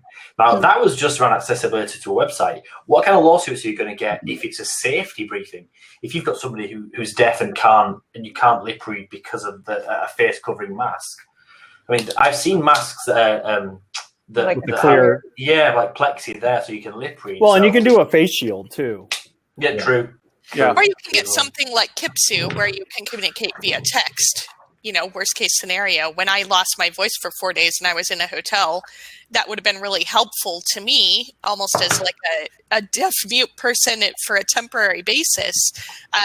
Instead, I had to text my assistant to call in my room service orders to the hotel because I couldn't speak. So I think that it really makes sense to implement things like that. It doesn't sound like it more sounds like You just enjoyed torturing your assistant. No, she is great. She is great. But I was at the point where I couldn't even whisper. I could make no sound whatsoever. So being in a resort environment where I would have had to walk nearly a mile to get to the front desk to even write something to them, it was literally my only other method of communication was to have somebody else contact the hotel on my behalf. So 2 points of Kat's thing. First off, how many hotels are mandated to have one Braille guide? So you have one. So you're always going to have to keep that clean if you don't have more than one. Second, a good suggestion is if you're going to do videos to explain anything, do it with the audio, obviously, for those who can't see, and then for subtitles for those who can't see but can't hear, so they can understand what's being conveyed in the videos as well. It's easy to do. The technology's out there for everything on that sense. So those are two aspects of including to what Kat's pointing out. There are special needs for that. There's also an exceptionally cool app that's in beta that if somebody's doing American Sign Language, the kind of the baseline American Sign Language, that if you hold a camera up and watch them, it'll literally translate the hand signals to words, which is really amazing. Wow. That's really cool. That to me is a future West Coast. Yeah, that's just a brilliant use of the technology. I think it's awesome because, I can't learn another language to save my soul. My wife speaks 5 of them, so she's my translator when I travel. And then American Sign Language, I would love to be able to know how to read or even use it. I'm just language deficient. I can't really translate past drunk talk. It's because you're American. It's because you're American. American. I'm American. You speak 3 languages, you're trilingual. 2, you're bilingual. 1, you're American. No, I'm not that bright. I'm not a sharp man. That's because in New Jersey, Connecticut, and New York, we speak 1 language. If we spoke 3 languages, we would all speak 3 languages out of necessity. Yeah. And I only wish that Esperanto or whatever it was they were going to come up with was going to work. I'm sorry, you haven't got the exclusivity on this as Americans, because the Brits are also terrible. It's one of the reasons why we're leaving Europe. We just can't communicate with them. Well, because let's be fair, you don't even speak English. No, we speak English. You knew you were going to press that button there. Exit the show. Yeah. Hold on. Melissa's waving a hand as well. Melissa, do you want Wait, before you leave, I must say this. Irregardless is now a word in the dictionary. No, come on. How do you feel about it? I'm very angry. I'm very, very angry about this. Oh, I'm happy as heck. I've been using that word wrongly for years. That could be a whole show. Your wife would be very ashamed. To be fair, Lauren, you use many words wrong. Okay, you're right about it. It's very true. Okay, So Kat, if people want to know more about you and what you do for AHOA and so forth and so on, where is it they can reach you? You can reach me, and actually right now it's hard for me to check too many emails, so catch me at AHOA. That's KATHIJA at AHOA.com. Even if you write to info@AHOA.com, ask for Kat. They'll send you to me. That's a pile of emails. I'm sending one now. I was like, did you catch all that spelling? I don't think so.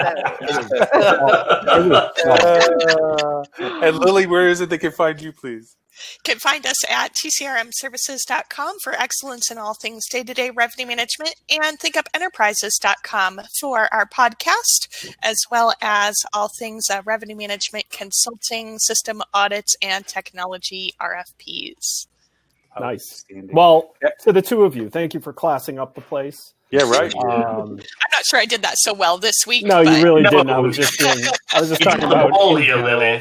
When you started talking about melting marshmallows on people's wings, Lily, we're gonna have to pray for your dog with its PSTD. PTSD, I'm sorry.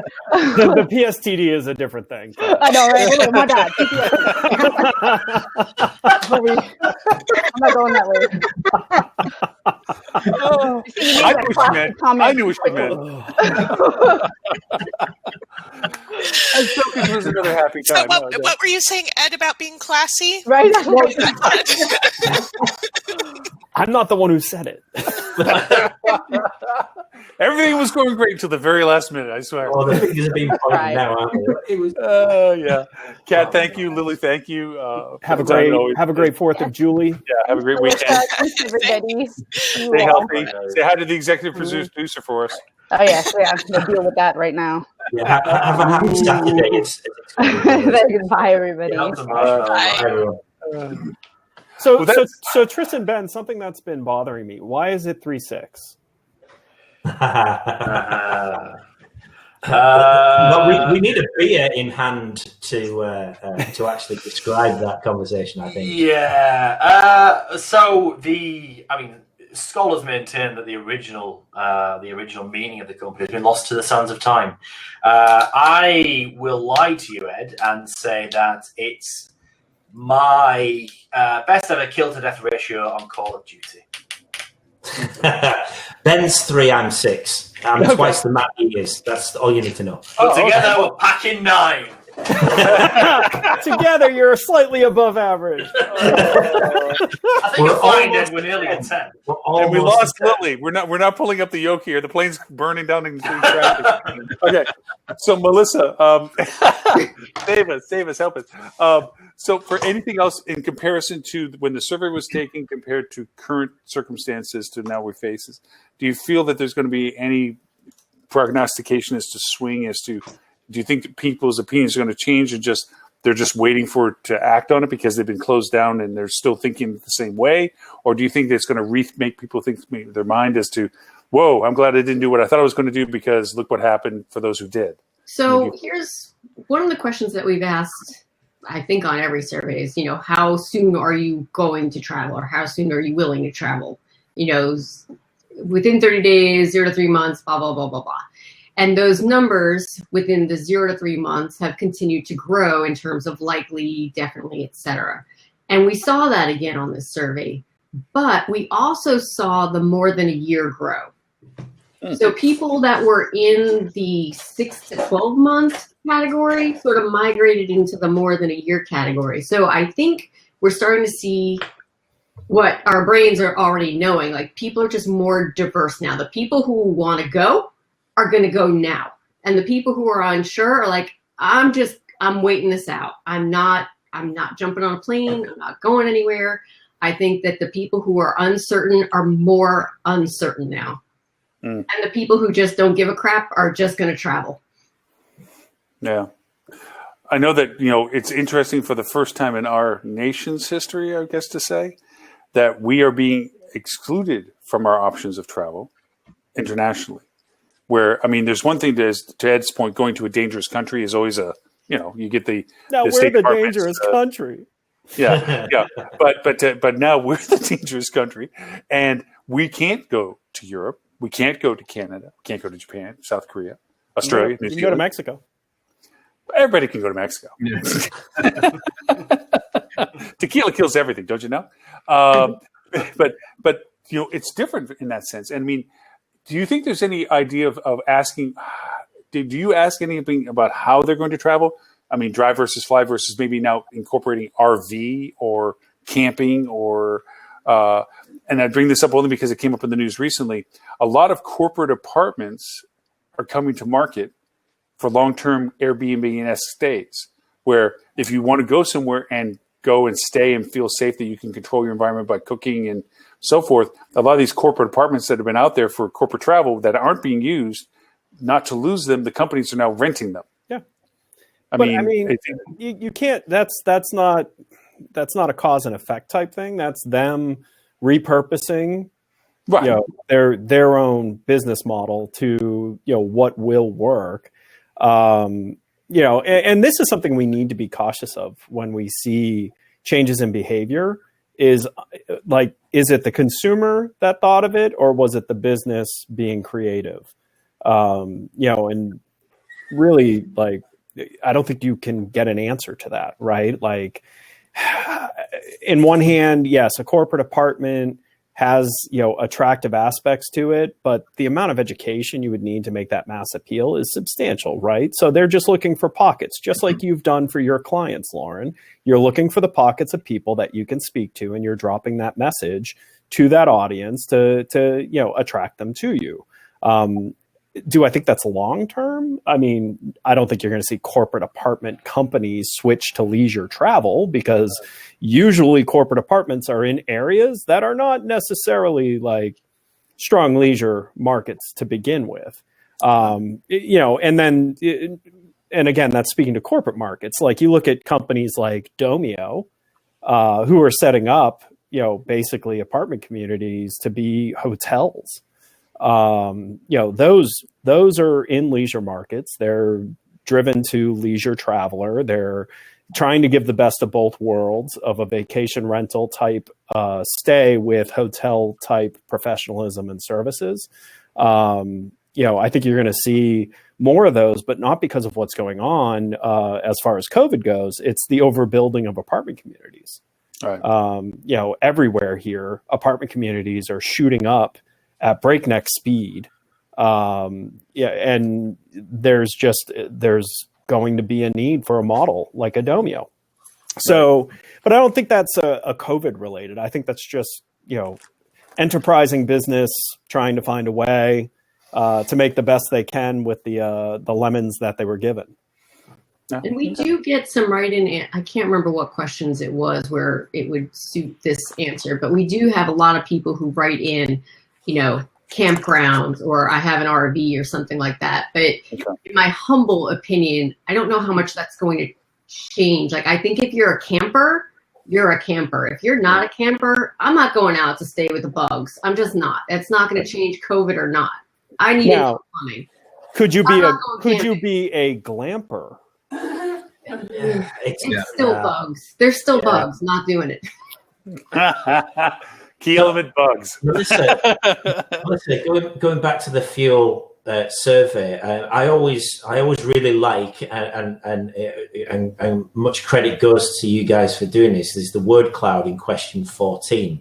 And I love to see the differences. And what I'm noticing here from previous surveys that we've done, there was that brief spike when lockdown was eased, or the restrictions were eased, the brief spike, and you were getting fun and different types of words.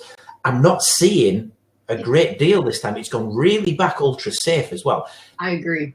Not surprising given the rise in cases that are happening, but it's good because even the words seem to be changing a little bit now as well, because you've got like comfortable in there, which I don't recall seeing, or if it did, it didn't jump out to me last time. And work is dropping in there as well. You know, people are now starting to think about, you know, as we're getting towards the end of July, you know, is the unemployment going to stop, or is it going to get extended? We don't know. So am I going to be going back to work? Is there going to be issues? So it's really that, I think that word cloud is really, really good in the way that it's almost like a cross section of what people are thinking there and then on the spot. And interesting to see that we've had a brief spike in fun, and now people are getting a little bit more serious again. I agree. And again, like I said, after this survey was sent out, I just feel like, I think if we sent it out today, all of this would be different again. I could be wrong, because maybe these people taking the survey they're chronic survey takers and they're answering the same questions all the time. I don't know, but I feel like with the numbers rising, that something's going to be different on the next round. Are you guys still enticing them to conduct the surveys by the Flip 2 campaign that you were running with I think Stuart mentioned it a couple of shows ago, at the end of the campaign, at the end of the survey, they'd won a free chance to enter another competition on the back of Flip 2. All you got to do is do the social stuff. They don't get that until they actually fill out the survey. Okay, but do you tell them about that?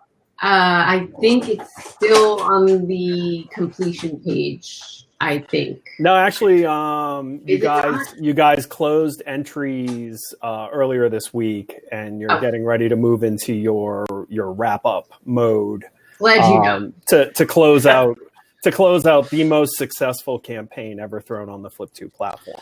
So we need to bring that up as well when Tim and Stuart are back here, because wasn't there a competition going on between? There was a little bit of. Let's be honest. The competition ended about 4 days after that conversation, because Stuart just pulled out all the stops and just berated their audiences to get them into the campaigns. just fixed it. So in his favor. What was really fun for them, and Stuart's been sharing some cool stats with me, is they've had over 20,000 people sign up as part of this campaign, as part of their interaction with the campaign. And over 80% of them are net new to their database, which is incredible. It's insane. And it was an organic. They didn't spend a dime on this campaign, which is amazing. That sounds like a Melissa idea. It doesn't sound like a Stuart idea. Yeah. I think Marcus doesn't come from Stuart. I think it's more of a Melissa idea. That is far out of the realm of my job. I just report on numbers. So you said it was somebody else on the team, not Stuart. That's okay. That's okay. That's okay. Yeah, you can say we just know it's not Stuart. At the baseline of it, it's just not Stuart. I mean, nobody from New Guinea can actually do that. He's from Hong Kong. Oh, okay. I think he wants to become a New Zealand resident like everybody else. I think everybody else wants to go to New Zealand. Any country that's run by a woman, I'm in. I mean, Theresa May ran out as a couple. Yeah, that's a good point. No, probably just tap out. Okay.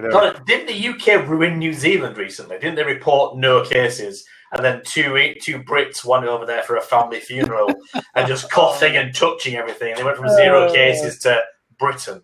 So on behalf of the British people, to the New Zealand audience or the Kiwis listening to these, we'd like to apologise on behalf of Her Majesty's government. like Alabama isn't part of the US, those two aren't part of the UK.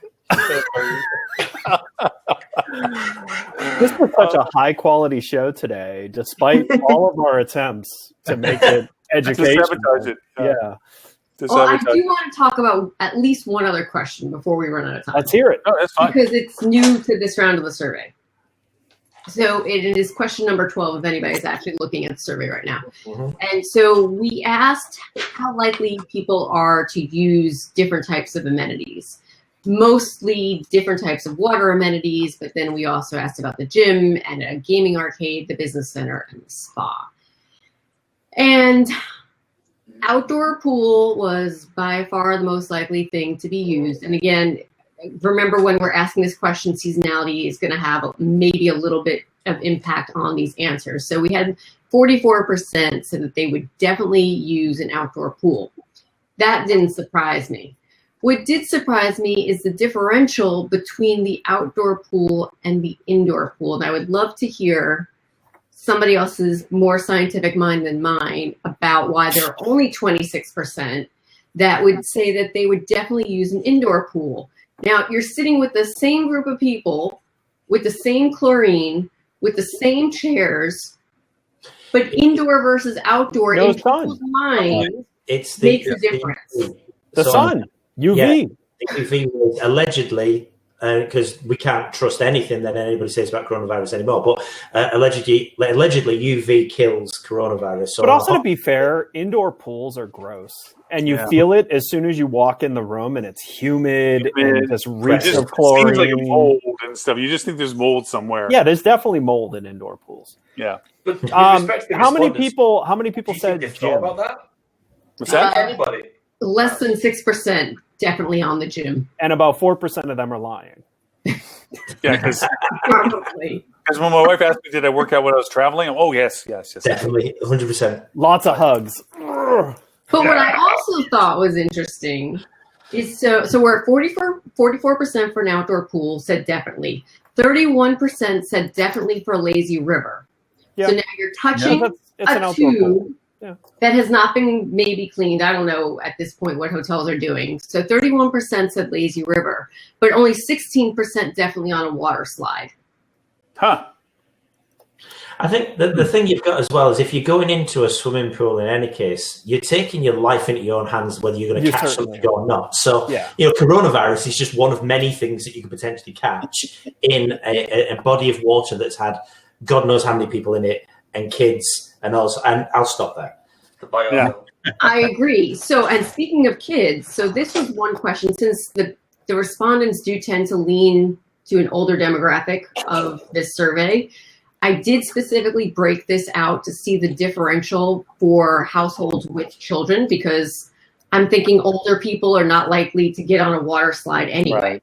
But even with the households with children, only 24% said definitely to a water slide versus 41% to a lazy river. So I wonder what it is about a water slide that makes people think. Oh, maybe it's the fact that you can't control your head going underwater. Oh, I was thinking it was climbing up a ladder and having to hold. Oh, see, I was picturing like a staircase type water slide, not a ladder type. Yeah, unless it's the standing in line. In line, yeah. Oh, standing in line. Yeah. Standing in line, maybe. Yeah, because like lazy river, you got chlorinated water going over those tubes and stuff. So like, I think most people look at that and are like, yeah, whatever. But yeah, maybe. Yeah, but you're outside. I call it. I think I'm going to go with the wedgie principle. You know, deep down, people don't like getting a wedgie. Mm-hmm. I'm just picking something out of that. Now, I would like to make it clear for anyone watching this: we are now wading into water activities. You should not enforce face masks in the pool. That's actually been outlawed by most nations. Waterboarding is illegal. It is a form of torture. Did you read about the pool incident at the Hampton Inn? I'm sorry, I can't remember what state it was in, where an employee called the police. Oh yeah, that's one of our ruh-rohs. Yeah, that's just idiocy. That's just stupidity, idiocy, and ignorance. I didn't hear this one. Go on. For the employee said, you know, what did I do wrong? She really didn't understand what she did wrong. And I think that when you read deeper into the article, you know, she says, I saw 2 children swimming unsupervised. And that is what alerted me. So you can imagine that there were other African-American people in that pool, hundreds of them over the time period that she may have worked at that Hampton Inn, that didn't get the cops called.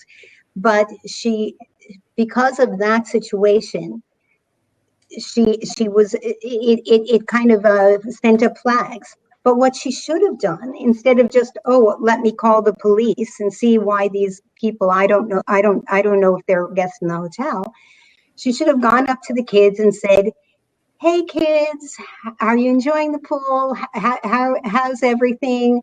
I'm Adele. I'm the manager here. Hey, where's your mom? You know, kids are not allowed to swim in the pool without adult supervision. And they would have said, oh, that's your mom over there. And then engaged with her in a normal way. Hi, what's your name? And then she would see, don't ask her what her room number is.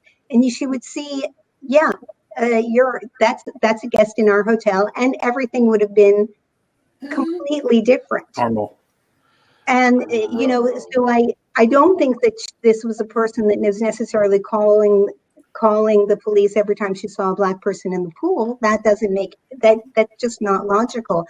But the way the whole thing happened was a mess because they weren't trained to facilitate, happiness and comfort and taking care of people, and with a heart that is there to take care of guests. Instead, she was controlling the situation.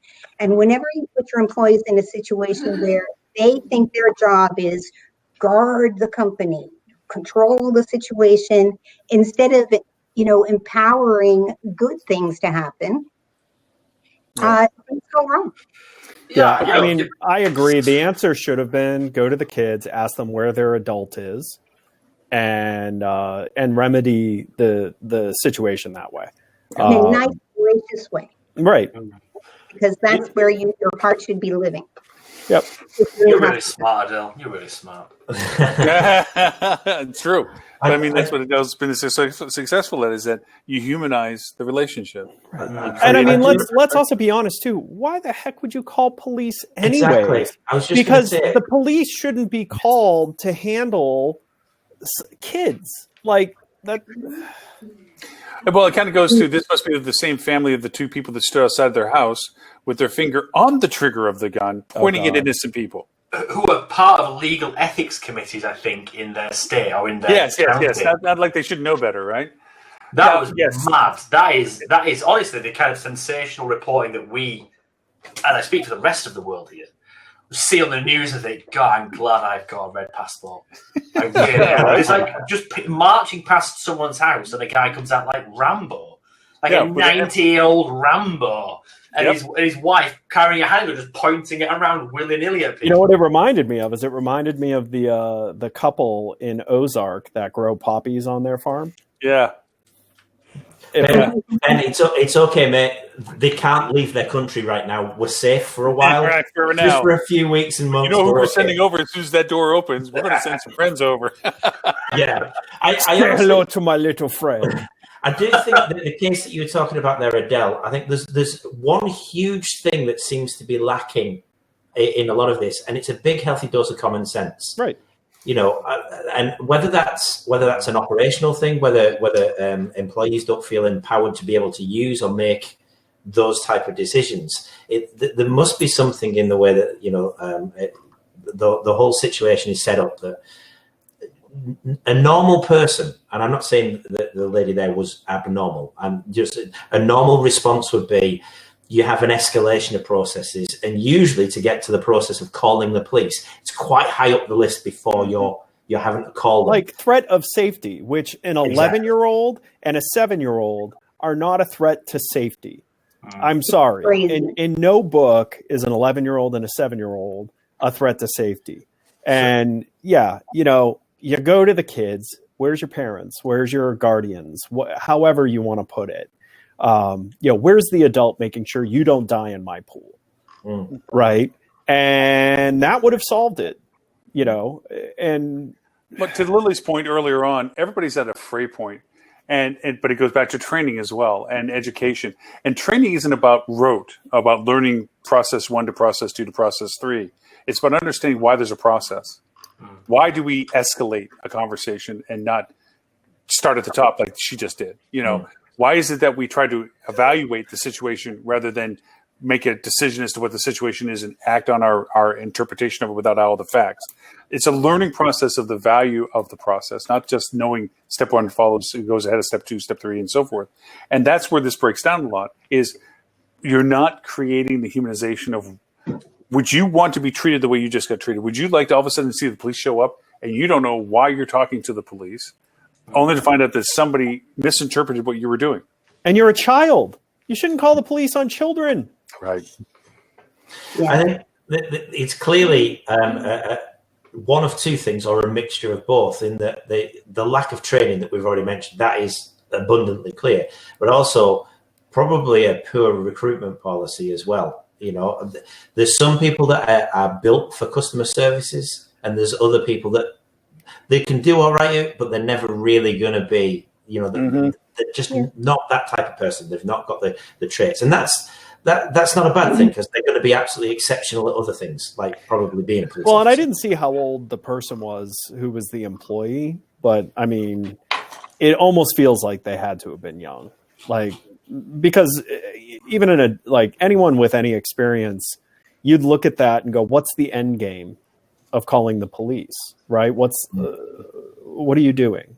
Or if there's a backstory as well, is it that this is constantly happening, right? And that there's children that are going in there all the time, and it's a problem with the property, and it's gone straight to escalation point as opposed to going through the steps. Right. There's usually a backstory with most things. Yeah. So you just described my dancing skills. I love to try it, but I have to count when I do it. I'm not built for dancing. Love to do it, but unless I drink. If I drink, I'm a really excellent dancer. I've seen you drink and dance. I can rock it. If you ask my wife, there might be a different interpretation to it. And she leaves when we dance. Just so you know. I've just dropped in a link to the story we've been talking about into there on the CNN website, and it's a phone video of the associate about to call the police. Not only is it a very, very highly charged societal situation and a very highly charged micro situation, look at the employee. She's got a bandana on, around her, like a face covering around her face. She looks like she's about to rob them. It must have been a really just a shit situation all round. You can believe that one out, Lauren, if you want it. But you've got by the sound of the video, a woman with young children, a member of staff who doesn't look like she's got any support or backup or anybody to just sniff test what she's doing. Hey, there's a way to get an answer to a question without asking the actual question.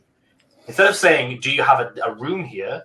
Where, as you guys said earlier, where are your parents? What are you doing? Who's here making sure you don't die in my damn pool? Yeah. We want you to be safe. We don't, can you indicate where your parents are at so we know that you're well protected or being watched over because we don't have a lifeguard. Yeah. There's 1,000 rights and one wrong. Yeah. And she picked the one wrong. And if you ask somebody what their name is, instead of asking what their room number is, like, "Hi, my name's Adele Gutman. What's your name?" And then you can say, "Oh, one moment, please," and you're quickly checking, even though you don't, they don't have to know it, and confirming that person is a guest in the hotel, or maybe you have a list of the guests, whatever. That it feels offensive, Show me your key. What's your room number? Right. You're challenging them, and not everybody likes to be challenged. I mean, if somebody walked up to me with a bandana on, and maybe her nameplate is on there or not, maybe she's not even wearing the logo shirt for all I know. Let's be fair. Her shirt was untucked and non-logoed. Okay. And somebody says, "What room are you in?" I'll be like, "Who the hell are you?" Yeah. The worst part of this is that if you watch the video, 2 cops actually turn up. 2 cops turn up. Well, that's the maddest part. That's how it works, by the way. Yeah. It's usually 2. Well, they're nervous right now. They don't travel alone. No, okay, sorry. So any amount of cops turned up. Maybe like one of us full SWAT van for some kids playing in a pool. Yeah. Like, damn, guys. Yeah. Well, talk about bad training. I threw the other, just the rut row in it just to be done. That is the fail of that particular article about the sheets not being changed and being exposed that way. I think, Ed, on the Tinfoil Hat Society, you pointed out, it isn't that they were caught in a catch. It's like, that's just poor. Even before any of this was a problem. Not changing sheets when you should be changing sheets. Really? I mean, that's just bad.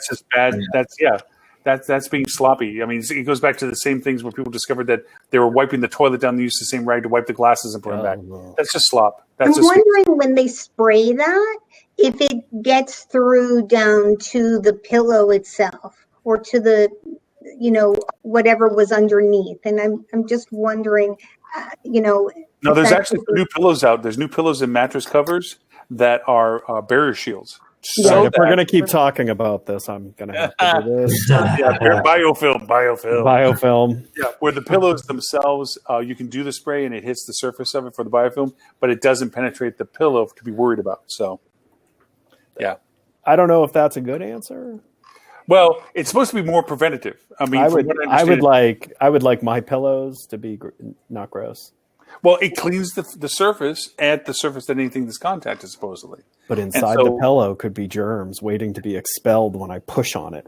Okay, Howard Hughes. Well, we are well past the bottom of the hour. Was there any other thing, Melissa, that we missed that you want to get in since we didn't give you actually any time at all to talk about anything? I got the one question, actually 2 questions in that I needed to get in today. So and it only took you 2 hours. 2 hours. Yeah. It's an hour. Typical day on the show. What the hell? You did elicit some fantastic comments and conversation, though, Melissa. So I applaud you for a very you can let Stuart know we prefer you. Yeah, absolutely. Oh, easily. Matter of fact, we tell Stuart that. We just like this is why I don't let my employees come on this show. Stuart, just send Melissa, please. It's okay. You don't have to be on. You're a busy man. Don't worry about it. You got things to do. Send Melissa. He's on vacation this week, isn't he? Oh yeah. He's on vacation, is he? Is that why he's not turning up? Yeah. He's taking a little Stewie time off with the family and stuff like that, which is nice. He needs it because, from what I understand, Melissa, you guys are 1,000 miles an hour right now. You had to call it Stewie time because I just got that image of the kid from Family Guy. Yeah. What the deuce? Stewie. Yeah. What the deuce? If Tim was here, he'd actually get the little image, whatever he's got of it. Yeah. Right now. But congratulations to you guys with the platform and having the mobile keyless entry and so forth. I mean, how better to be in a sweet spot right now? I mean, congratulations to you guys for having the build that you have and the software that you have and the systems and so forth. Because timing is everything. Yeah, it is, right? right? So with that said, I guess we'll start with Adele. Adele, if people want to know more about you and how to contact you and so forth and everything you do, where can they find you? Link in with me. It's /Hotel Adele, or look by my name, Adele Gutman Milne. And, or you can send me an email if you want to ask me anything regarding reputation and guest experience, Adele@aspirereputation.com. We're going to remind Kat that you got to get on there for a webinar with them, Yeah, because you I think you would be freaking awesome to go over and tell them what they need to be focusing on. But yeah, definitely, because she's always looking for more web content. So definitely got to talk to her about it. I will reach out to her. Yeah, please do.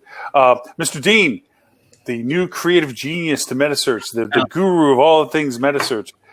Where is it that people can find you, and what is it you're doing and all that cool stuff? Great. So the quickest and easiest way to find me would be on LinkedIn. Of course, just look me up on LinkedIn under Dean Schmidt. Soon to be released to the websites at metasearchmarketing.com and basecampmeta.com. So pay attention and watch for those in the near future. Outstanding. Trista, I know you're playing second fiddle to the 3. You're the 6, but, understand.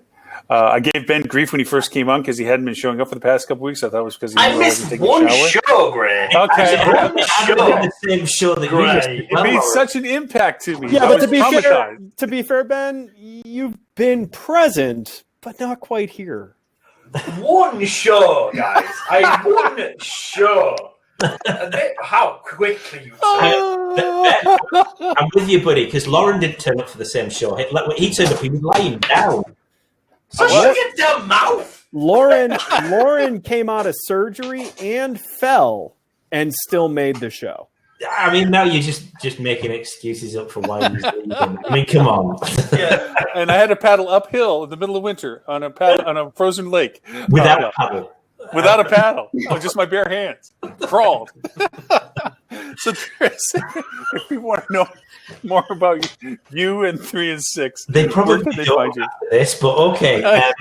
Just need to point out that 6 is bigger than 3, and probably more ways than 1. But you can get me again on LinkedIn. It's Tristan Hayward. Or alternatively, you can get me at tris.hayward@3and6.agency, and that's 3 and 6 all as letters. And your Twitter is 36 Mafia, right? No, not quite. It is not. That's our youth outreach program. Feel free to follow them. Oh my gosh, Mr. Ben. Other than being the cohort in crime of Mr. Tris, anything about 3 and 6 you want to throw in there, like how you dominate the world, save world peace, anything like that? Well, I mean, we've only got a couple of hours left. There's lots of things coming. 3 and 6 is digital without dishonesty. That's how we're. I like that. I like that. That's cool. Digital without dishonesty. No smoke, no mirrors, no attribution, voodoo, no look-back windows of 6 years. No, he once thought of our hotel. We'll take credit for that booking. We're trying to be a little bit different to the other marketing agencies out there. So, yeah, so you're not using a lot of hospitality-centric architecture, then, are you? We're trying to shy away from the more traditional, the traditional ways that things have operated. Yeah, you might say that. Yeah, definitely in contrast to the rest of most of the agencies out there right now. That's for sure. Lots of tech in the works as well. Yeah, Mr. Ed, you and Flip2. Flip2, flip.to. You can find me on social media, Edward St. Ange. And Mr. Lauren Gray, who is your daddy and what does he do? He's my daddy. We can't miss Melissa on this one either, but just to make sure. But if you want to get this show and all previous 255 episodes of bantaming, dialogue, and quit-wit and insightful insights, you can go to hospitalitydigitalmarketing.com/live. And there you can see this and all previous shows, episode links to it as well. Also, we have a weekly podcast, Hospitality Marketing, that will go out shortly after this.